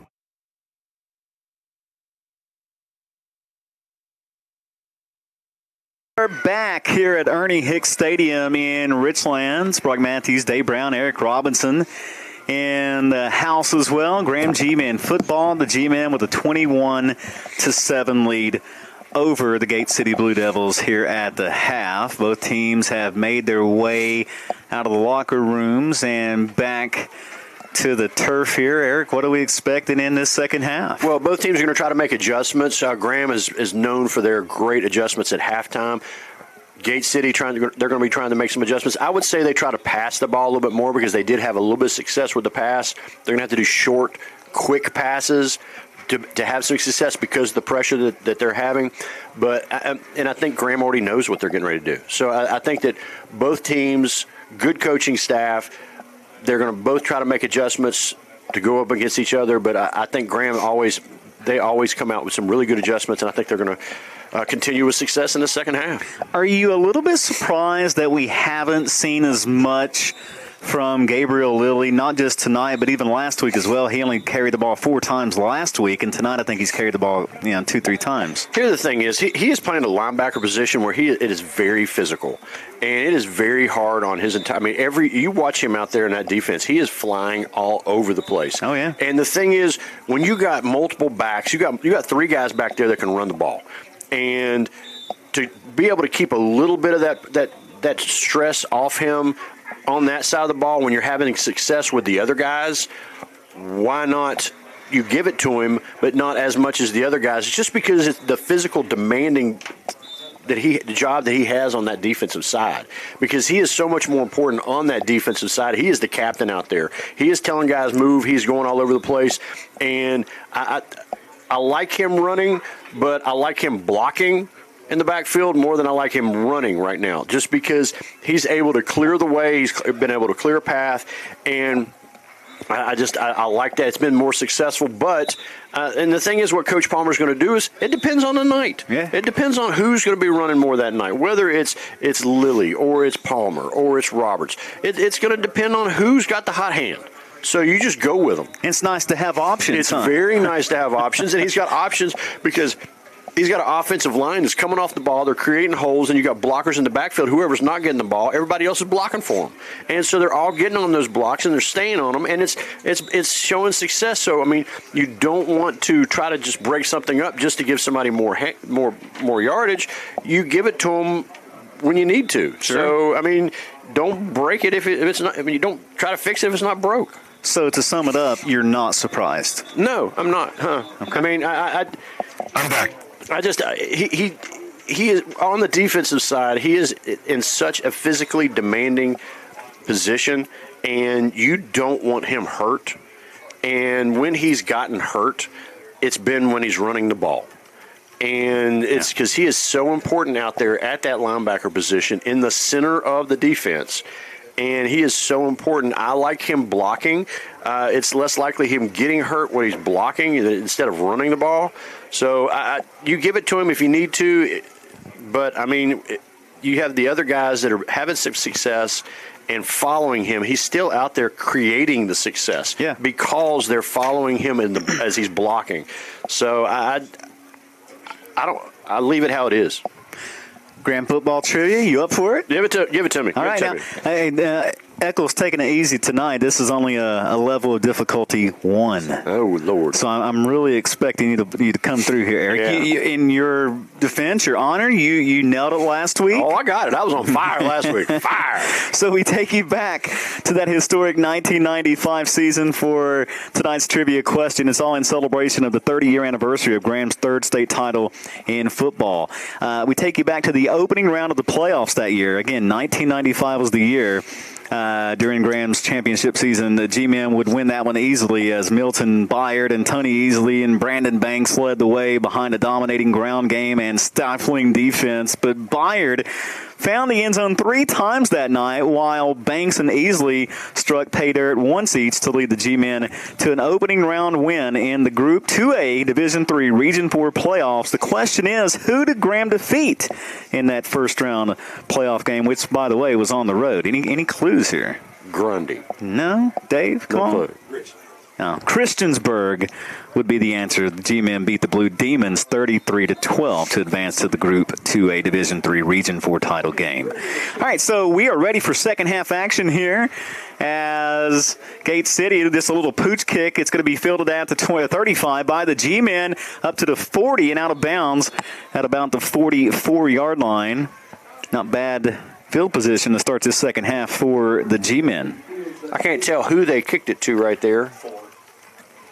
That was Jordan Kegley. Okay, cool. On the return there. Yeah, Kegley's got some good hands. So there you go. Graham football trivia. Another week and another one missed by E-Rob. 2 receivers either side. Dalton Roberts, shotgun formation. Gabriel Lilly in the backfield to start this second half. He's to the right of Dalton Roberts. Roberts looks over to the sideline. Now seems ready to go. Got to hurry. Play clock at 1. He gets it off. Quick out pass is complete to Bradshaw. Bradshaw nowhere to go, though. About a yard is all for A.J. Bradshaw on that first down completion. Yeah, he had a defensive back right on him immediately. He did a good job just getting a yard. Brings up second down. Well, actually, they didn't give him the yard. Yeah, they didn't even give him the yard, did they? They had it on the 45 at first, and then they pulled it right back to the 44. Yeah, so second down and 10. Trip receivers this time to the left for Dalton Roberts. He rolls out to his right, following Gabriel Lilly. Gate City read that like a book. And no gain for Dalton Roberts on the quarterback keeper. Yeah, that was nothing right there for him. He got a yard. That's it. This might be one of the bigger defensive lines that we've seen this year. It is. Well, they're big, but they're also athletic, so they're mobile. Yeah, they move well. And that's what's different. We've seen big defensive lines, but these guys can actually move. 3rd and 9 for the G-Men. 2 receivers either side. Dalton Roberts takes a snap, and we get a whistle. I think that's going to be against the G-Men. False start. And it is. So back Graham up 5 yards. It was 3rd and 9 now. 3rd and 14. That seems so much worse than 3rd and 9. Gates Palmer trots in, and Gabriel Lilly heads to the sideline. They just need a little more space. They would need to get beyond the Gate City 46 to pick up this time. Yeah. So a minute ago, they moved it from the 45 to the 44, and just now the official moves it from the 39 up to the 40. So I guess it's even now. Trip receivers to the left. Dalton Roberts takes the snap, looking to throw the football. Here comes some pressure. He gets rid of it. The pass is complete to Campbell. Fix midfield at the 50, and Fix goes out of bounds at the 45-yard line. Close. That's going to be close. They're probably going to have to do a measurement on that. They're going to mark it at the 46-yard line. That's right on the marker.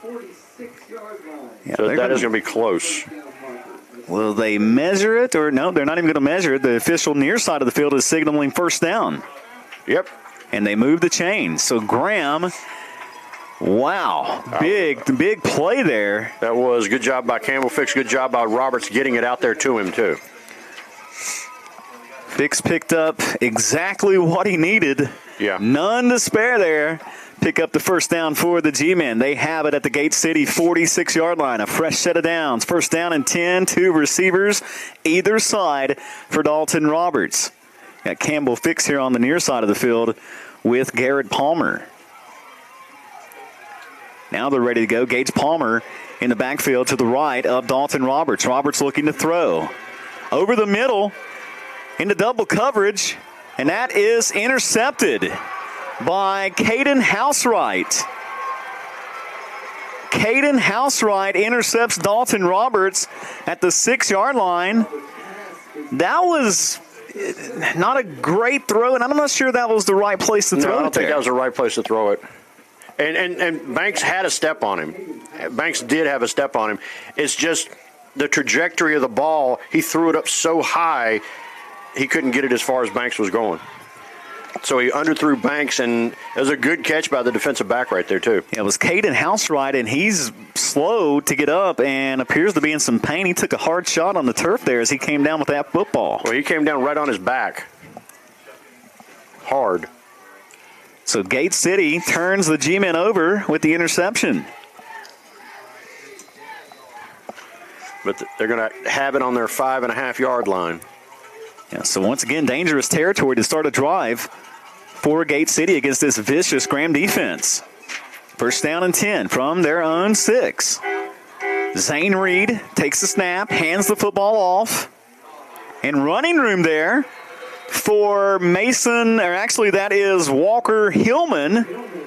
And Hillman picks up 9 yards there up to the 15. Offensive line did a really good job right that time, coming down on the defensive line.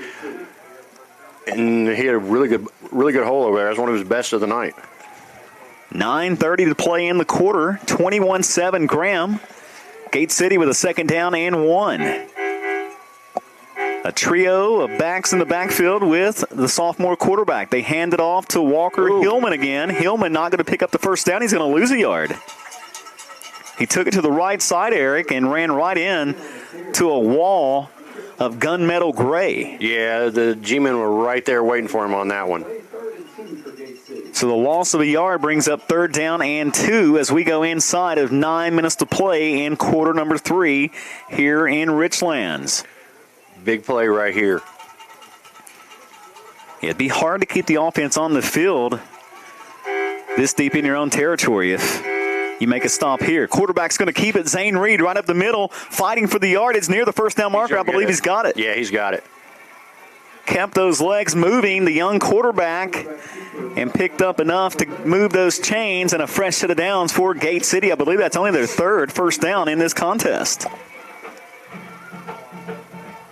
Third, maybe fourth. Not been many. That's their third. They had 2 in the first half. And then they pick up one right there. A much-needed first down for this Gate City offense. They break the huddle, run up to the line. They'll send 2 receivers to the right. You've got Bird and Hillman in the backfield. Twin receivers to the right. Reed is going to hand the football off. That's Hillman and for the G-men. Clock moving at 7:53 to play in the quarter. They're having a little bit of success. Their offensive line is really coming off the ball right now, moving the defensive line. Graham's got to keep their nose down and drive through those gaps. All right, here we go. Second down and 7. Reed looking to throw the football this time. He's got a receiver, and that's incomplete. Hit him in the helmet, it looked like. They're wanting a pass interference. The official throws, or the coach, Gate City's coach, frustrated, slings his helmet. He's talking a lot of trash over there, it appears, Eric. Yeah, to the official. He threw his hat on the field, and they are mad. And it looked pretty clean. Dave Brown says it was clean. He's got the binoculars. But Jeremy Housewright livid over there. They called a unsportsmanlike on Gate City. As they should. Very unsportsmanlike there. Head coach Jeremy Housewright in his 7th year for the Blue Devils. His 5th playoff appearance, and upset that the call didn't go his way, but that looked like pretty good defense. Again, you know, we're the home team. I get that, but it looked like pretty good defense there. Again, Graham's playing a player. They're not playing the ball. So that's why he's upset. Once again, that makes me feel like I saw it wrong, because if they're not turning, Graham's the defensive back, they're not turning around. They're just playing the player. For it not to be pass interference, you got to play the ball. That's such a costly penalty. That's a huge penalty. That was not a smart play by the coach right there to throw his hat on the field. He threw it past like the yardage marker. And Eric, that's cost him 15 yards. It's third down and 18 now for Gate City from their own 10-yard line. Zane Reed looking to throw the football. He's got a receiver. That pass is complete to Bryson Smith. Smith, spin move across the 15 up to the 20-yard line. So he gets about half of the penalty yardage back. That was a good little screenplay that they set up right there.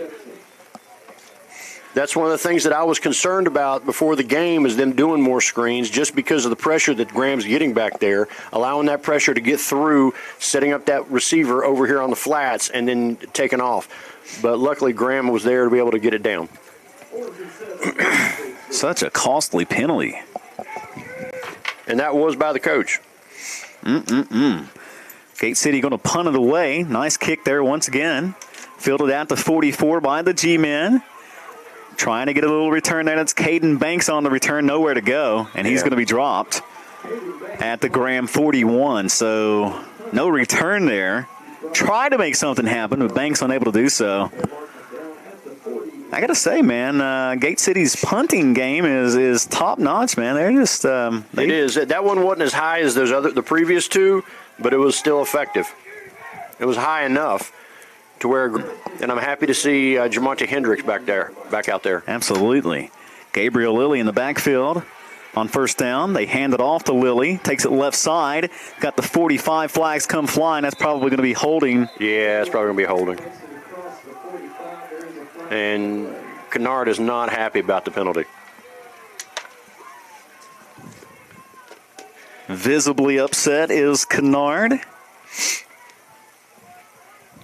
I couldn't see from this far away, so I can't have his back, but I want to have his back. You know what I'm saying? Yeah, I mean, it's hard to see a lot in the middle of there. I mean, it's still going to be first down. It's going to be about first and, well, about 20. Should be about 18 because it was. So, yeah, first down. And no, it's 20. First 20, and 20. It is 20, yeah. It just looked like where he started walking, it was about 2 yards up from the line of scrimmage, but I guess I was wrong. Gabriel Lilly in the backfield. Trip receivers near side of the field for Dalton Roberts. Takes the snap. Passes it to Campbell Fix. It's complete. A combination of the two. He had a hold of the jersey while he was blocking in the back.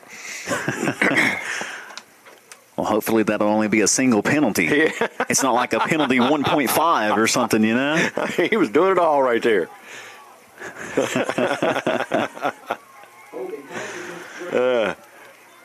We got 6 minutes left in this third quarter. Graham's still up 21-7.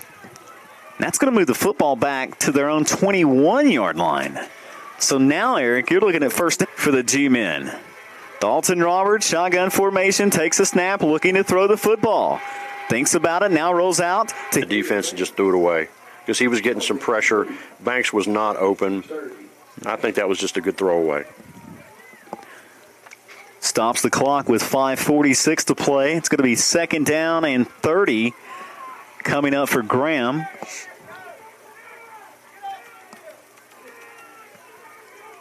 Starting to get a little bit chilly outside tonight. Hit the restroom at halftime, and man, cold. Second and 30. Gabriel Lilly in the backfield. Two receivers either side. Dalton Robert rolls out to his right. And he has pressure, dumps it off to Gabriel Lilly. Lilly, 35, up to the 40-yard line. They're going to say he went out at the 39. But Dalton Roberts made a little something there out of nothing. Yeah, but you got another flag right there. And I'm not sure who it's on right there. It's against the G-men. Pretty sure of that, as indicated by the Gate City crowd. Which, by the way, they traveled well here. Yeah, they traveled real well. Tonight to support their Blue Devils. Keep wanting to call them the Blue Demons. Holding.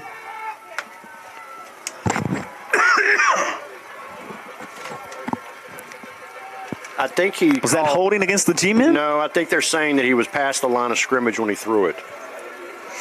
So it moves the football back to the 16-yard line. Is that right? Yeah, the football is now at the 16-yard line. And it's third down.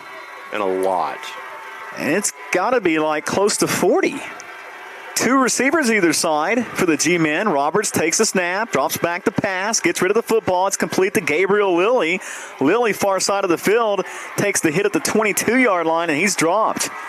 About a 4 or 5 yard pickup, but not a lot there. No. And G-men are going to have to punt the football. Seems like Gate City with just a little bit of momentum there. That was a good defensive stand by their defense there. Well, but it was all calls. I was going to say it was all calls by it was a good stand by the offensive penalties you had there. George Wythe now leading Narrows 28-6, third quarter in that contest. And fourth down and about a quarter of a mile. Campbell Fix to kick it away. Not a great kick from Campbell. Had some air underneath it there. And the G-men will down it at the Gate City 46-yard line. So they're going to have good field position to start this drive. With 4:35 left in the third quarter. Last score we had that Lebanon-Virginia High game.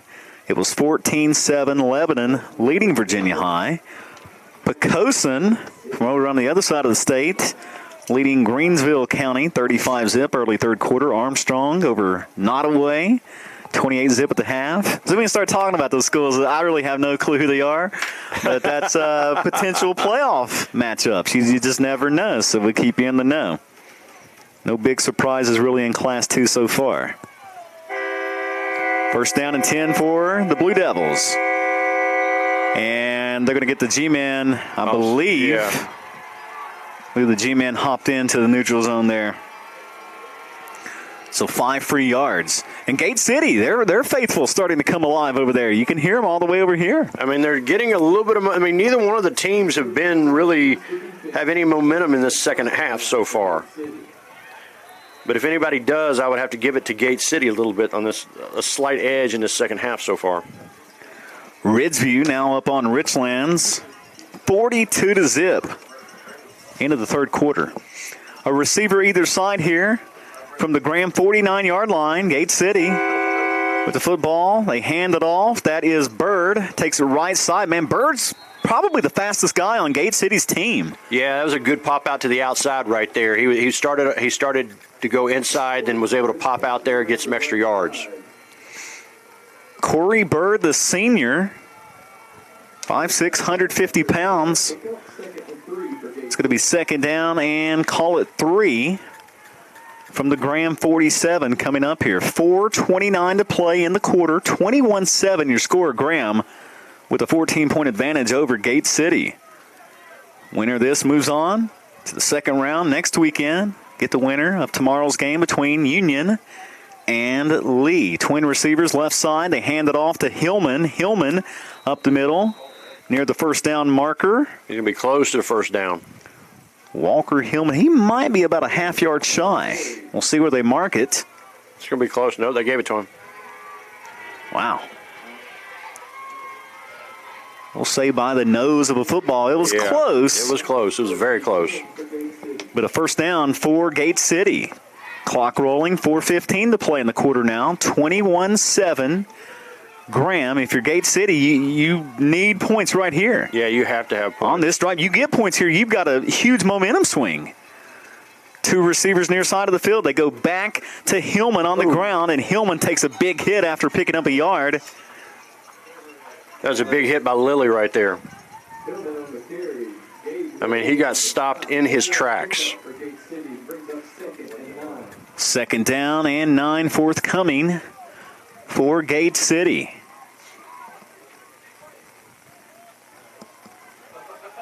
Thanks for hanging out with us tonight here on the radio. Some high school playoff football action. It's that time of the year. The most wonderful time of the year, if you ask me. Oh, yes.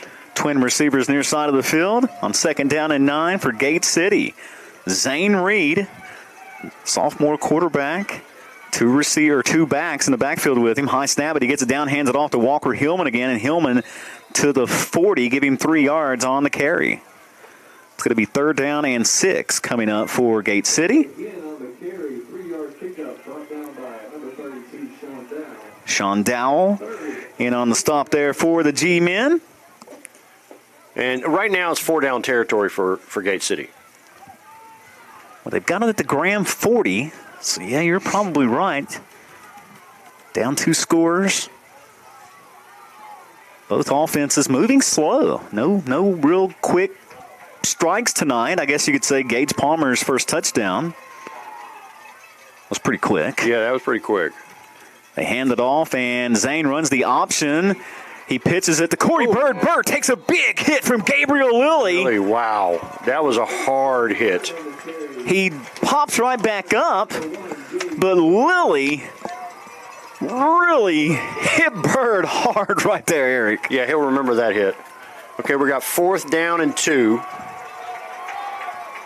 This is a big play for both teams right now. Gate City needs to get past the Graham 34 to keep the drive alive. Graham faithful come alive. Here we go. 4th down and 2 from the Graham 36-yard line. Zane Reed, shotgun formation.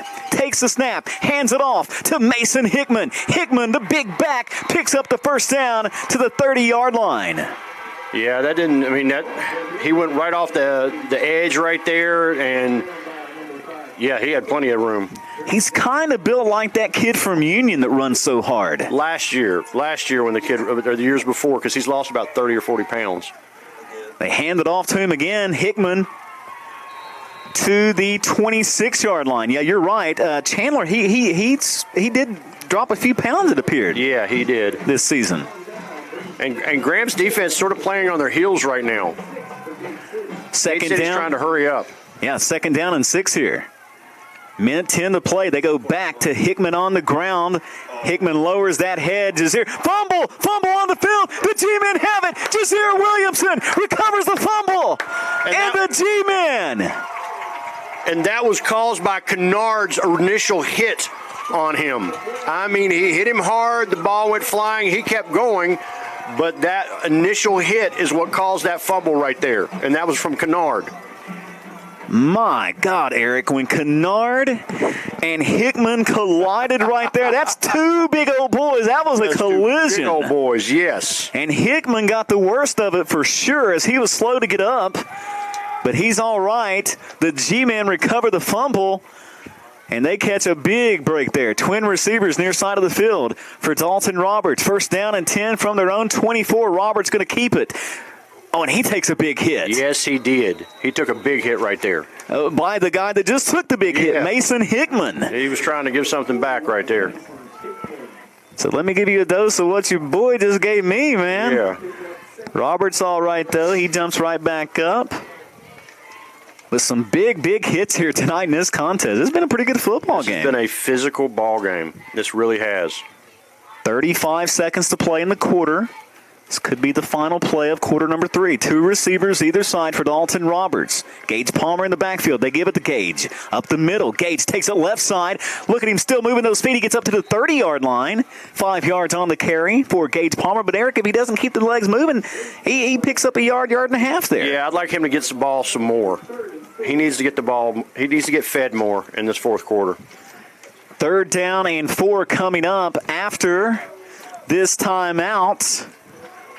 As we are at the end of quarter number 3 with your score 21-7, Graham leading Gate City. Fourth quarter action coming at you next. Graham High School football on 106.3, 107.7 Kicks Country and online at kickscountry.com.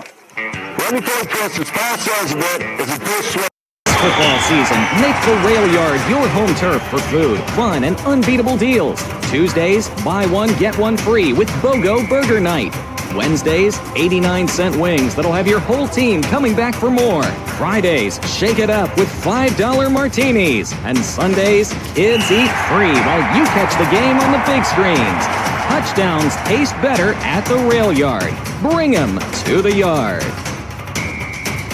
The Bill Cole Auto Mall is your go-to destination for incredible deals on new and certified pre-owned vehicles. With every purchase, you get the Bill Cole Advantage absolutely free, which includes a lifetime powertrain warranty, plus get our free premium ceramic coating process with 3-year paint and interior protection. The no-cost Cole Connect app offers a $10,000 theft recovery guarantee, vehicle health reports, recall notifications, and service reminders. Visit us today to unlock the Bill Cole Advantage or go to BillColeAutomall.com. Graham G-Men football on Kicks Country and kickscountry.com. Start of quarter number 4 here at Ernie Hicks Stadium. The G-Men with a 21-7 lead over Gate City. By the way, Richland's finally on the board. It's 42-7. Ridgeview with the lead early fourth quarter. 3rd down and 4. Gage Palmer in the backfield.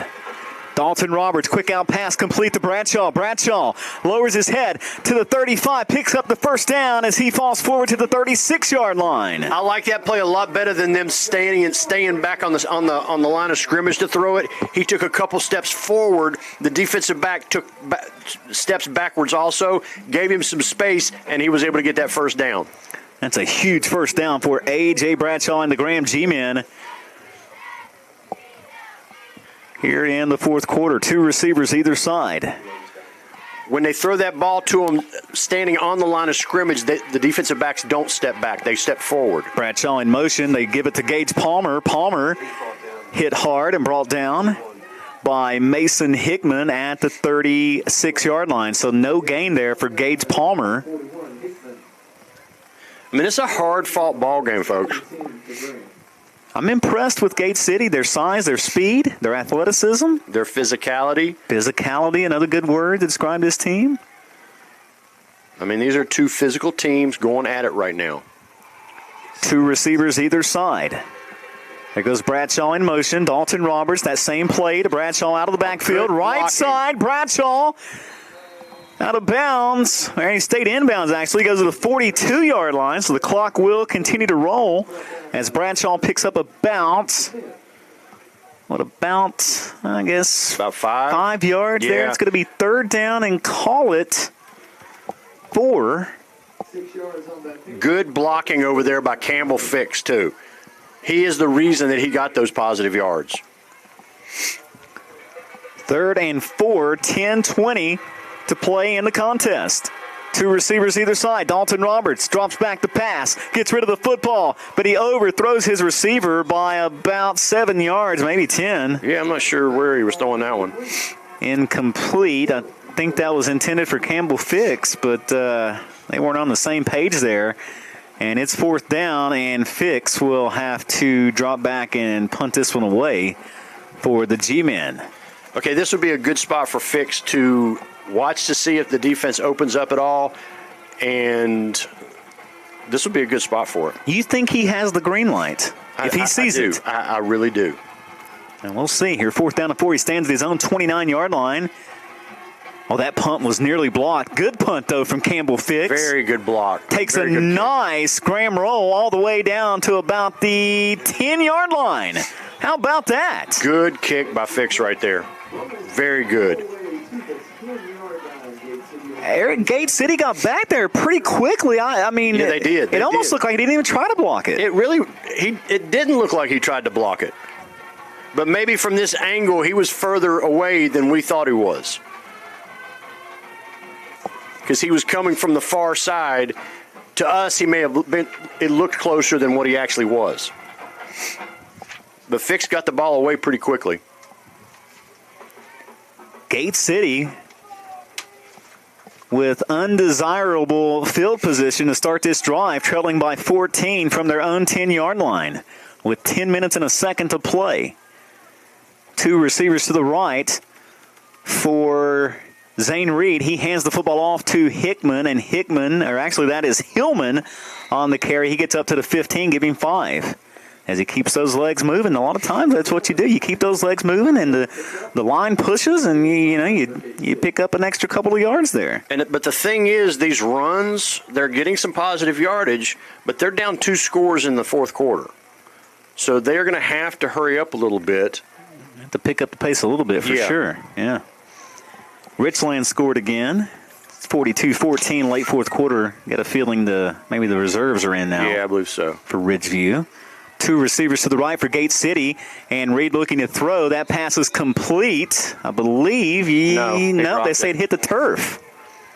It was intended for Parker Jenkins. Jenkins, once again, trying to work on his Oscar nominations as he jumped right up as if he caught that ball. But the official right on top of it said it hit the turf. And the ball was on the other side of him. We couldn't see from our angle. To us, it looked like he caught it. Yeah. Yeah, they're in no hurry here at all. Now, the clock is stopped on the incompletion with 9:19 to play. But, Eric, you've got the football at your own 15-yard line. You got to hustle down 2 scores here. And there it's down below 5, so they need to hurry up and snap the ball. Play clock at 2, now 1, and he barely got that off. Hands the football off, but hit immediately on the left side, and no gain there. Gage Palmer, I believe, was in on the stop there for the G-Men. I think that was Palmer and Quick. Or no, it was Lilly. No, it was Quick. My bad. It was Quick back there immediately, and they're going to have to punt it. It was Bird on the carry for Gate City, and yeah, they're going to have to kick the football away. Not what you want to do when you're down 2 scores and only 8:45 to play in the contest. Graham's going to play defense. They're going to just stay in their defensive set just in case they fake it. Yeah, I don't even know if I kick it here. Nice kick. Fielded at the 50 by the G-men. That was Banks. Caden Banks on the return there. Banks showing some speed there. He takes it to the Gate City 37-yard line, it looks like. Yeah, he got tripped up a little bit by one of the defenders. I think that if he wouldn't have, that defender would not have got him slightly, with just kind of got him in the ankle, then he may have gotten a few more yards on that. Head coach Jeremy Housewright really with some confidence in his defense here, I guess, kicking the ball away. I mean, I know you had it deep in your own territory, but it was only 4th and 5. You're down 2 scores with 8.5 minutes to play. I mean, I think you have to go for it there, don't you? Well, I don't know. You got all 3 of your timeouts left also. Yeah, but you're not a fast-scoring offense. No, you're not. So we'll see how it plays out. First down and 10 for the G-men. From the Gate City 37, Robert snaps it, hands it off. Gage Palmer. Palmer up the middle. Look at Palmer go, dragging the Blue Devil defenders along with him all the way down to the 25-yard line. Yeah, you got to keep feeding him. You got to keep feeding him the ball. 13 yards on the very impressive carry there from number 11, Gage Palmer. He really seems to be the focal point of this offense over the last couple of weeks. When he gets going, I'm telling you, I mean, it's just if you're having success with one of your backs, you keep feeding him the ball. Palmer back there again, a receiver either side, but Roberts isn't throwing the football here. He hands it off to Gage Palmer again. Palmer up the middle, nowhere to go this time.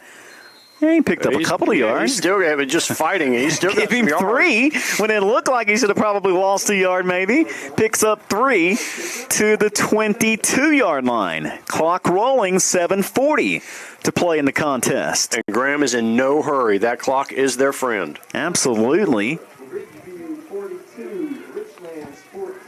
42-14, a final. Ridgeview beats Richlands to advance in the Region 2D bracket of the playoffs.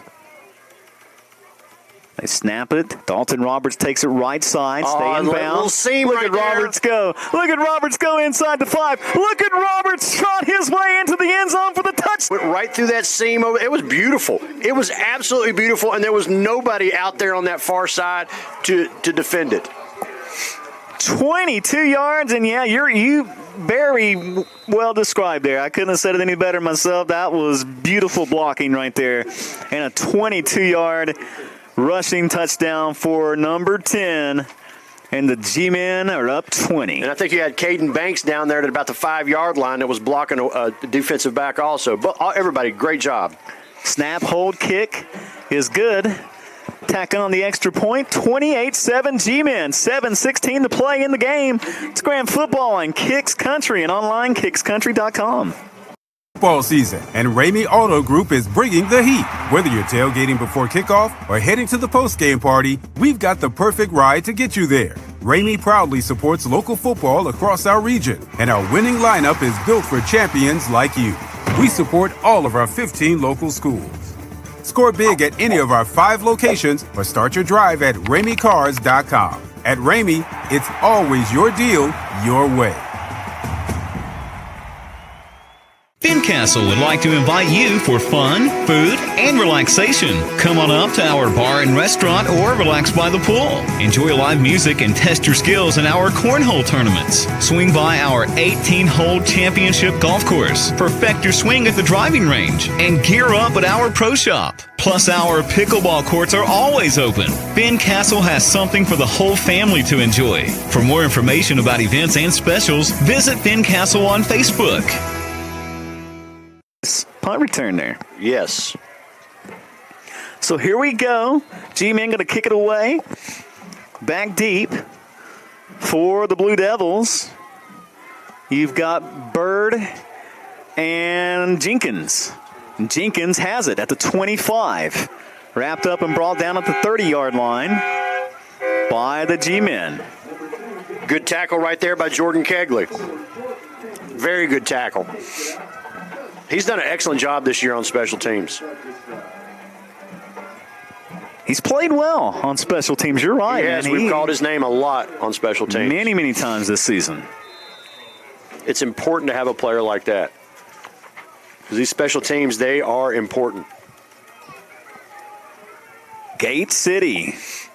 Offense trots back onto the field. Eric, I got to go back to that costly penalty from Gate City's head coach, Jeremy Housewright. I mean, they were at 3rd and 3, down 2 scores. It went to 3rd and 18 or something like that. 3rd and 13. It was just not good at all. They hand the football off here to Bird, and Bird goes airborne, and the football comes loose, and the G-men scoop it up off the turf.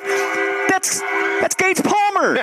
Palmer with the football down to the 15, still on his feet at the 10-yard line. Nobody saw the ball sitting there on the turf. Everybody went with the running back. The ball just came out, was sitting there. Palmer just ran over there. You saw him sprint forward, grab the ball, and took off. Just scooped it up. He said, if y'all don't want it, I'll take it. I'll be happy to take it. They handed the football off to Corey Bird, and Bird went airborne, and that football came flying out. Got an injured Blue Devil right now. And Palmer just scoops that up and takes it almost to the end zone, man. But just a nice return there. Unsure who that is down for Gate City. Looks like one of the linemen. They are 10-2. Now they're helping him up at the 10. So hopefully he's okay. That's Connor McDavid, the senior. He got caught in the middle of all that mess down there. Everybody trying to tackle Palmer and get him down. And he was making some great moves all over the place. But, yeah, I mean, the ball just plopped down. Nobody, I don't think, even noticed the ball was laying there on the ground after the back got hit and looked like a helicopter up there going around. And he just took off.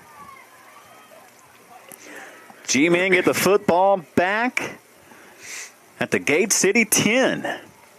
6:57 to play. And Dalton Roberts from the shotgun. Got Gage Palmer in the backfield. And Lebanon now leading, takes the hit, spins down to the 5-yard line. There's a flag come flying from the back official there.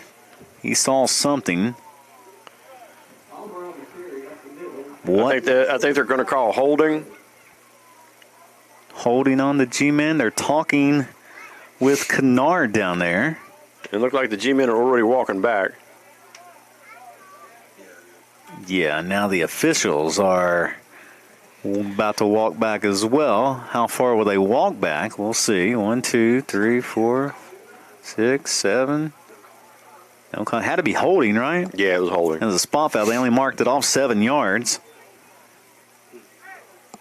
I can't help you on that one. So they didn't make the call. I never did see a call. Like, at least show us what the call was. This officiating crew, come on. I guess the holding occurred on the 2-yard line. First down and goal from the 12.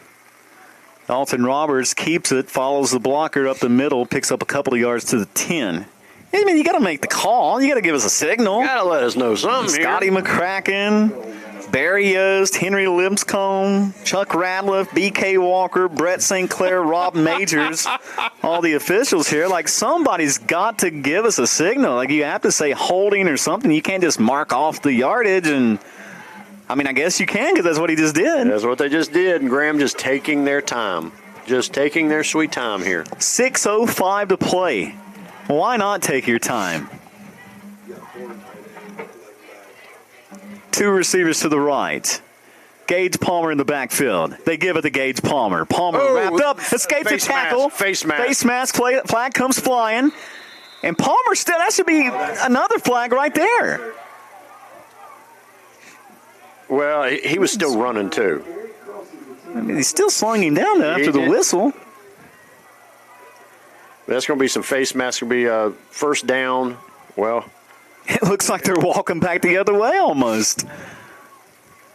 But there's the call. Half the distance to the goal, first down. If it should be personal foul. They made the call that time.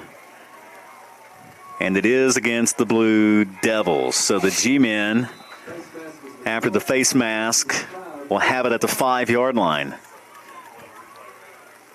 You'll replay the down, though, correct? So it's 2nd down from the 5. They give it to Gabriel Lilly. Lilly spin move, hit immediately. Man, Gate City gets back there quick, Eric. They do. They have not given up. They're fighting hard down there. So Lilly will lose a yard. You don't say that very often. I mean, we could probably count on a hand how many times not many over the last 4 years we said Lilly loses a yard. But he was hit by about 3 or 4 guys right there, too. 5 carries, only 7 yards for Lilly tonight. Roberts going to keep it and follow Lilly. Football's loose. It looked like Gate City fell on top of it. It's still loose. I believe Gate City has that football. I don't know. It kept... They're trying to sort it out here. That football came out. And at first it looked like Gate City fell on top of it. But Eric said it was still going. It was still going. So let's see. I think Graham's got it. The officials are getting together. Who are they going to give that football to? Graham. Yeah. Kick the field goal. G-men maintain possession. And on 4th down, it'll be 4th and goal from the 4. And the field goal unit runs onto the field, and Lucas Nash is going to attempt a field goal. I love it. I do like this a lot. They'll hold it at the 11, so what, a 22-yarder here? Right in the middle of the field, the snap, the hold, the kick is up, and the kick is good. Man, what a beautiful kick there from nice. Lucas Nash. It's now 31-7 G-Men. 4:29 to play. Graham football and Kicks Country, and online at kickscountry.com. Tailgate season. Hometown Shell is your one-stop shop for all the game day essentials. Candy, drinks, snacks, and more. And don't forget to shop the best selection of game day favorites in our 33-degree walk-in beer cave. Whether you're cheering from the stands or hosting at home, we've got the perfect brew for every fan. Pick the winning team by stopping by Hometown Shell. Come experience the hometown difference. Let's face it, there's only one first. You've only had one first birthday, only one first bike, only one first best friend, and into adulthood, those firsts keep on coming. Your first new car, hot off the showroom, your first home and mortgage, your first child with new responsibilities. And then there's First Sentinel, a community bank ready to help you and your family with all those firsts, seconds, thirds. First Sentinel Bank, member FDIC, and equal housing lender.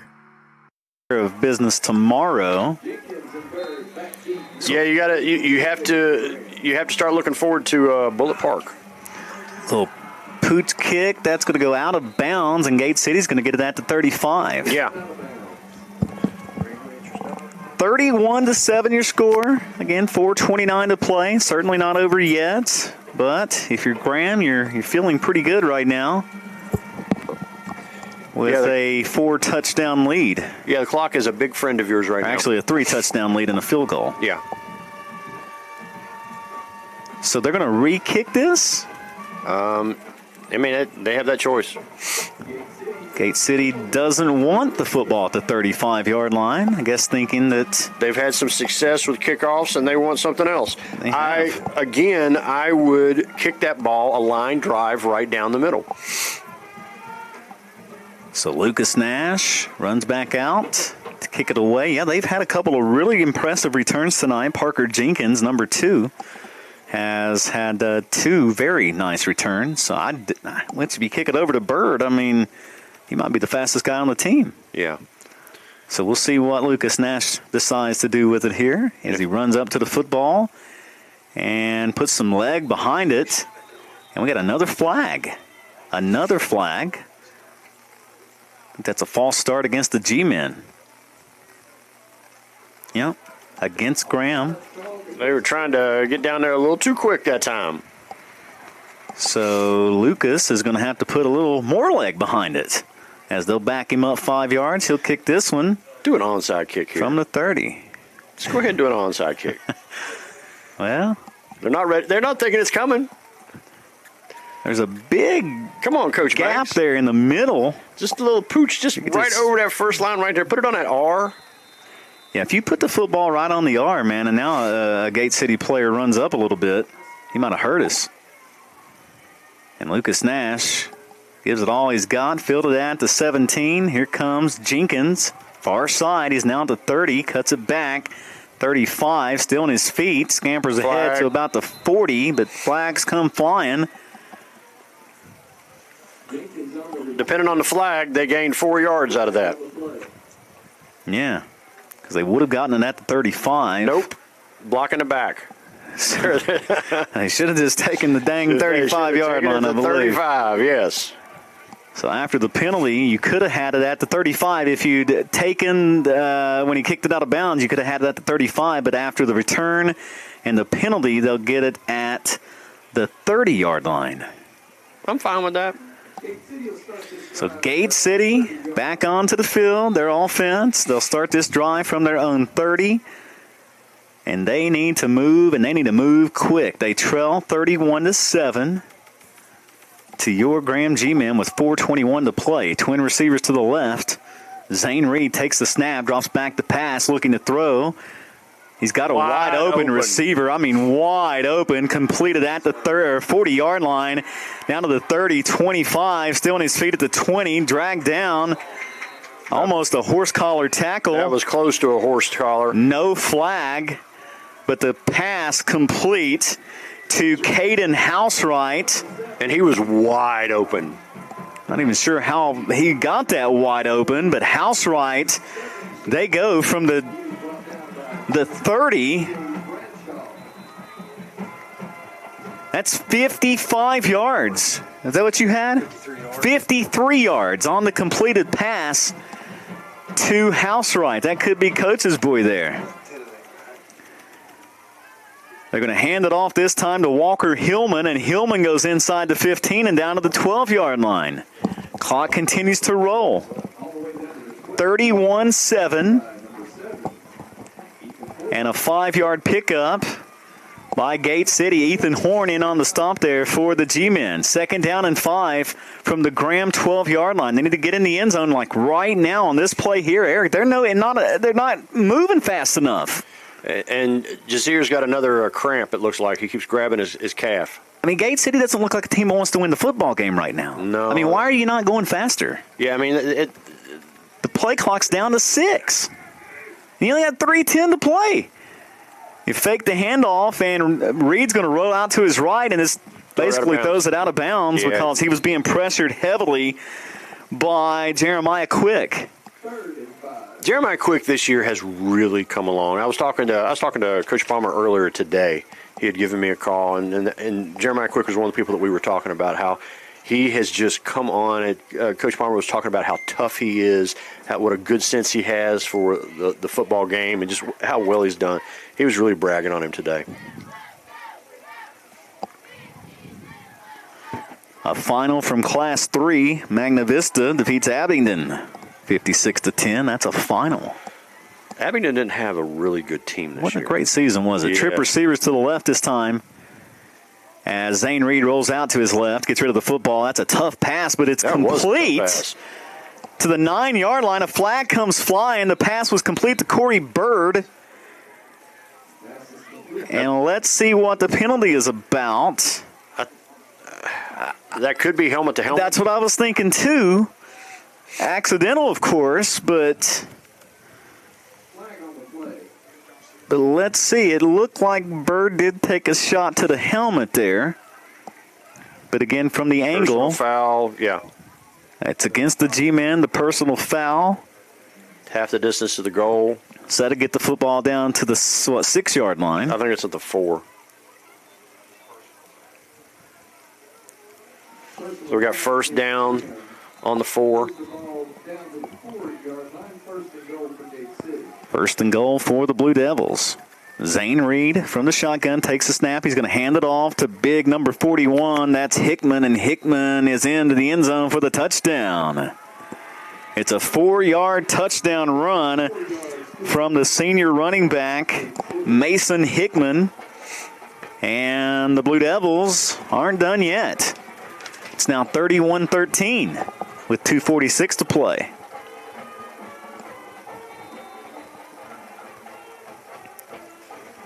Lebanon leading Virginia High 22-14 at the end of the third quarter. That's a good ball game. And that might be the best game of the night. Yeah, I agree. In terms of score and matchup, and of course, Graham saw both of those teams over the season, so we knew that was going to be a pretty good ball game. And when they played earlier in the season, Lebanon had a bunch of players out. Braden Smith for the PAT. Snap, hold, kicks up, kicks good. 31-14, your new score, 2:46 to play. Oh, well, hold on here. Hold on, timeout. About to send it to commercial, and I think it was offsides Graham. Probably going to be just good. Let's see here. Still no signal. They'll decline it, take the points. I mean, they're not going to try to. Yeah, I mean, it doesn't seem like a big decision to me. Yeah, I'd take the points. Not really sure what's taking so long here. I mean, there isn't a 20-point play. So now the G-men are coming off the field, so the PAT is good. Yeah. 31-14, your new score. It's Graham Football on Kicks Country and online kickscountry.com. Football season, make the Rail Yard your home turf for food, fun, and unbeatable deals. Tuesdays, buy one, get one free with BOGO Burger Night. Wednesdays, 89-cent wings that'll have your whole team coming back for more.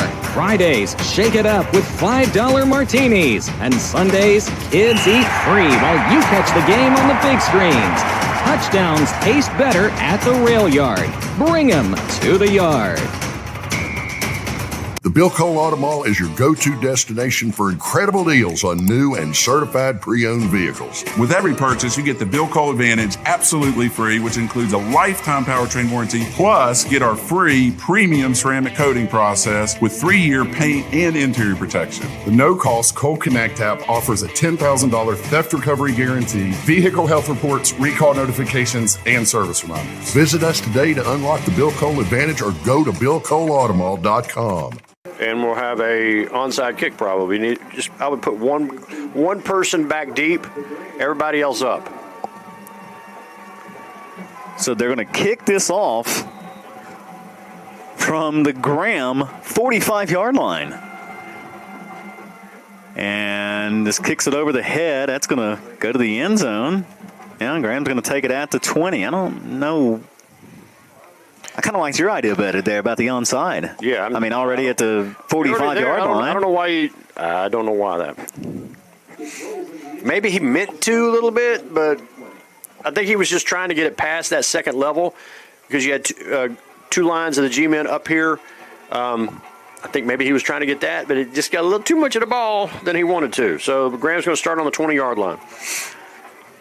Glenver defeats Nelson County tonight. It's a final 50-0. Glenver's going to be tough to beat. Yeah, that was without Doyot, too. Yeah. All right, here we go. Gage Palmer. They hand it off to him. And nowhere to run. Gets back to the line of scrimmage. Yeah, Glenver definitely the team to beat in Region C. But that Doyot kid, man, he was fantastic last year. And he broke a lot of records this year so far, but he got hurt last week. Just pretty sore. And I am kind of actually surprised that right now the Gate City didn't call a timeout. But, I mean, I think that they understand with the score what it is. But Graham's just going to let the ball, let the clock run as far as they can. Roberts takes a snap. Well, we got a flag first, though. I think there was some movement. Yeah, a couple of times, man. It's easy to sit up here in a warm broadcast booth, Eric, or semi-warm broadcast booth, and, second guess what we see on the field. But I feel like Gate City a couple of different times. Maybe some questionable maneuvers. Yeah. from the slinging of the hat. Yeah, but I mean, to a couple of play calls, and Graham can frustrate a team. Yeah, I mean, it's not hustling when you needed to go quick. They hand it off to Gage Palmer. Palmer to the 18-yard line, 4-yard pickup for Gage Palmer. He's got a couple of touchdown runs tonight. I think that puts him over 70 yards for the evening as well. Clock rolling, 90 seconds to play. G-Men are going to win this football game. They're going to advance to take on, likely, the Union Bears next week. Most likely. I mean, you never say never, but yeah, I think Lee is 0-18 lifetime versus Union. And Bullitt Park is not an easy place to go play a football game. No, it is not. And especially when you're playing a Union team that's experienced, loaded up. Dalton Roberts keeps it here near side of the field to the 22-yard pickup. It's going to be 4th down and 10 with 50 seconds to play. And 34 seconds on the play clock. So we'll get to see Campbell fix here one more time, I would think, to kick it away. Just give it all you got here. He's got quite the leg, though. He's done very well. He'll kick it from inside his 10 at the 8-yard line. It's going to be the final, well, maybe not the final play of the contest. No, it won't be the final play. And G-Men are going to take a timeout. With 1 second left on the play clock. So the final 17 seconds of this contest after this timeout. We'll step aside. Quick 30-second pause for the calls. Graham Football and Kicks Country and online kickscountry.com. Football season, and Ramey Auto Group is bringing the heat. Whether you're tailgating before kickoff or heading to the post-game party, we've got the perfect ride to get you there. Ramey takes a hard hit there as he goes down at the 47. I don't know, man. It's not worth it. Well, the thing is, it's his last play of the season. Well, and as eager as you are, though, I mean, you got 7 seconds left on the clock. And he's a senior too. That was Bird. Anything you can do. He was not going to let that ball just downed right there. But when you see the likes of some of those G-men running as fast as they were, man. I know. For safety reasons, I wonder. I don't know. It's a tough call. As a senior, when you're going out, you're like, okay, this could be the final time I touch the football here. So, I don't know. That'd be a tough one. So 7 seconds here. Yeah, I think they just take a knee. Run a play here, and let's see what they do. Head coach Jeremy Housewright. Maybe throw one here. Now they're going to hand it off. Near side of the field, that is Walker Hillman. And Hillman with a first down run. He gets down to the 31, and that's the ball game. Your final score here from Ernie Hicks Stadium tonight. The Graham G-Men victorious. They will advance. They defeat Gate City here tonight by a final of 31-14.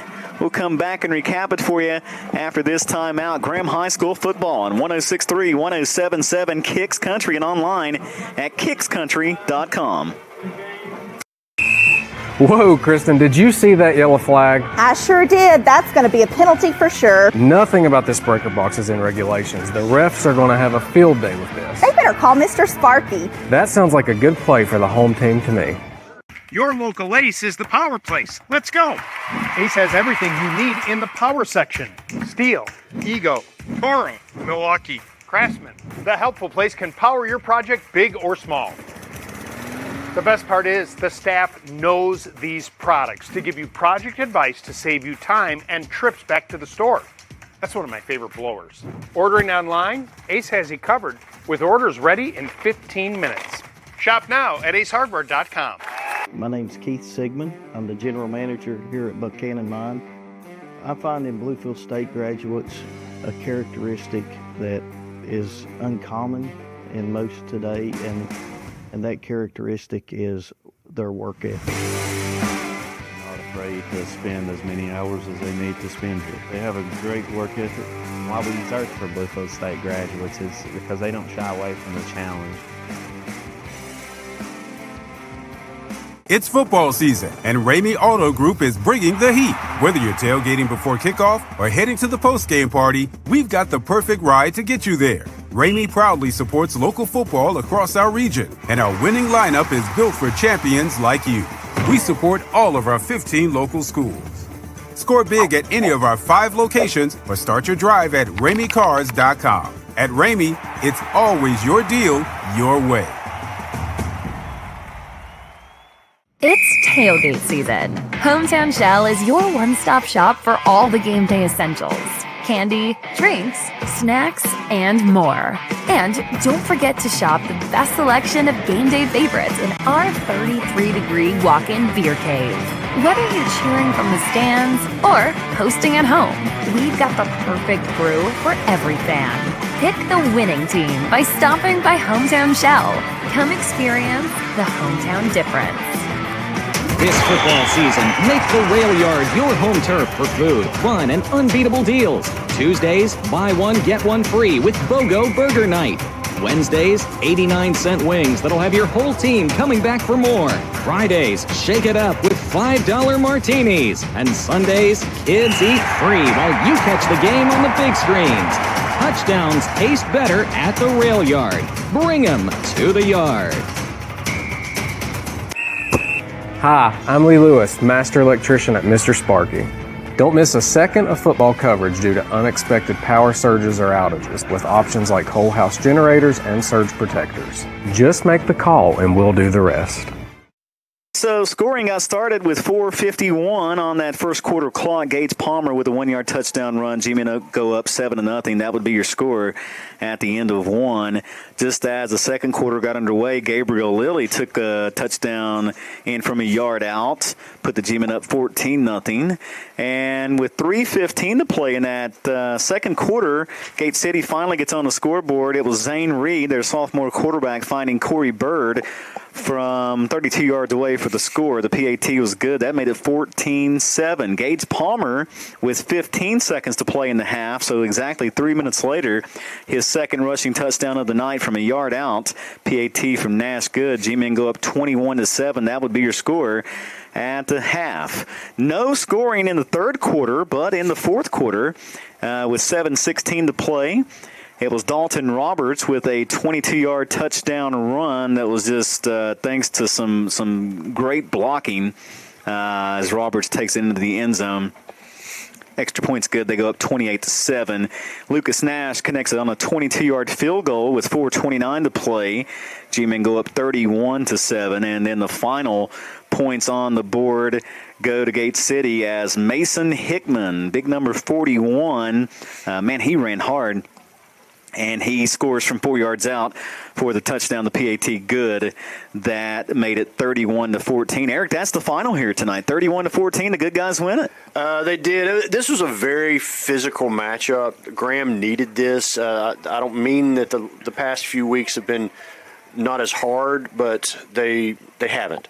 And they needed a tough matchup like this. This was a tough physical game. They were fighting like crazy in the trenches, and Graham needed this as we move forward in the playoffs because it's going to get harder and harder and harder each week. Going to have a tough game if Union pulls out, as they should, tomorrow against Lee County. That's going to be a tough game down in Bullitt Park, and Graham needed a game like tonight to be prepared for that. Statistically, for the G-Men, Gage Palmer, 15 carries tonight for 80 yards and 2 touchdowns. Dalton Roberts, 13 carries for 75 yards and a touchdown. He fumbled it once. Campbell Fix, 2 carries for 8 yards tonight, and Gabriel Lilly, 5 carries for 7 yards. Gabe did score a touchdown. Dalton Roberts, 12 of 19 passing for 120 yards. He did toss an interception. Campbell Fix, 3 catches for 63 yards. A.J. Bradshaw, 4 receptions for 24 yards. Lilly, 2 catches for 20 yards. Garrett Palmer with a catch for 11 yards. And Jeremiah Quick, 2 catches for 2 yards. Lucas Nash with that 22-yard field goal. It was exciting to see him run out and get that attempt because, Eric, as you said, the competition gets stiffer. And, you're going to see some tight ball games potentially, yes, and it could come down to a field goal. So it's always nice to get your kickers some reps in for that. Defensively here for the G-Men, Jazir Williamson, 7 tackles. He played incredibly well. Sean Dowell played good. Gabriel Lilly played well. Credit them both with 5 tackles each. Gage Palmer, 3.5 tackles. Horn Rose, a couple of tackles each. As a team, the G-Men with 16 first downs tonight. Gate City picked up 10. Graham gets 170 yards on the ground, 120 through the air. They win it tonight with 290 yards of offense. Gate City got 89 yards on the ground, 100 yards through the air, 189 yards of total offense for Gate City. Graham 6 of 14 on third downs, 1 of 1 on fourth downs. Gate City 2 of 13 on third downs, 3 of 3 on fourth downs. The G-Men penalized 14 times for almost 100 yards, 99 yards. After that first half where they only had 2 penalties for 10 yards. Yeah.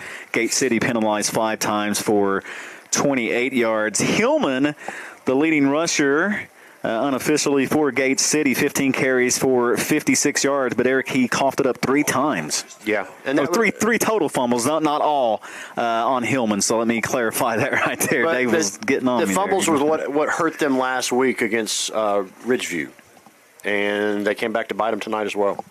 G-Men win it. The final again, 31-14. We'll step aside for a quick 60-second timeout. When we come back, Eric will unveil tonight's offensive and defensive players of the game presented by Fincastle. That's coming up after this 60-second timeout. Graham High School football on Kicks Country and online at kickscountry.com. Fincastle would like to invite you for fun, food, and relaxation. Come on up to our bar and restaurant or relax by the pool. Enjoy live music and test your skills in our cornhole tournaments. Swing by our 18-hole championship golf course. Perfect your swing at the driving range. And gear up at our pro shop. Plus, our pickleball courts are always open. Fincastle has something for the whole family to enjoy. For more information about events and specials, visit Fincastle on Facebook. Ready to ride like never before? West Virginia Motorsports has the ATVs, dirt bikes, and side-by-sides to fuel your adventure. Financing available with locations in Princeton, Wytheville, and Summersville. West Virginia Motorsports, your key to fun. The Bill Cole Auto Mall is your go-to destination for incredible deals on new and certified pre-owned vehicles. With every purchase, you get the Bill Cole Advantage absolutely free, which includes a lifetime powertrain warranty, plus get our free premium ceramic coating process with 3-year paint and interior protection. The no-cost Cole Connect app offers a $10,000 theft recovery guarantee, vehicle health reports, recall notifications, and service reminders. Visit us today to unlock the Bill Cole Advantage or go to BillColeAutomall.com. Medicine. Here, it's more than a practice. It's a promise. To get you home sooner and get you back out there. To push the boundaries of what convention says is possible. To stop at nothing, no matter what. That's why medicine is in everything we do.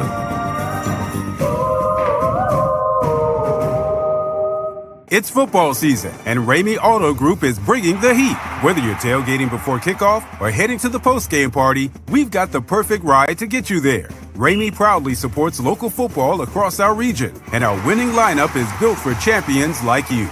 We support all of our 15 local schools.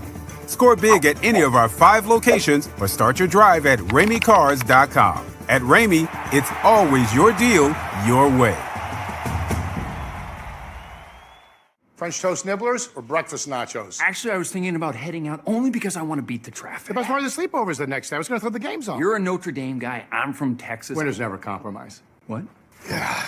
I mean, how can you call yourself a sports fan without Xfinity? You got multi-view. The best college and pro games all in one place? I'm not going anywhere. You ever tried pancakes and guac? You're about to.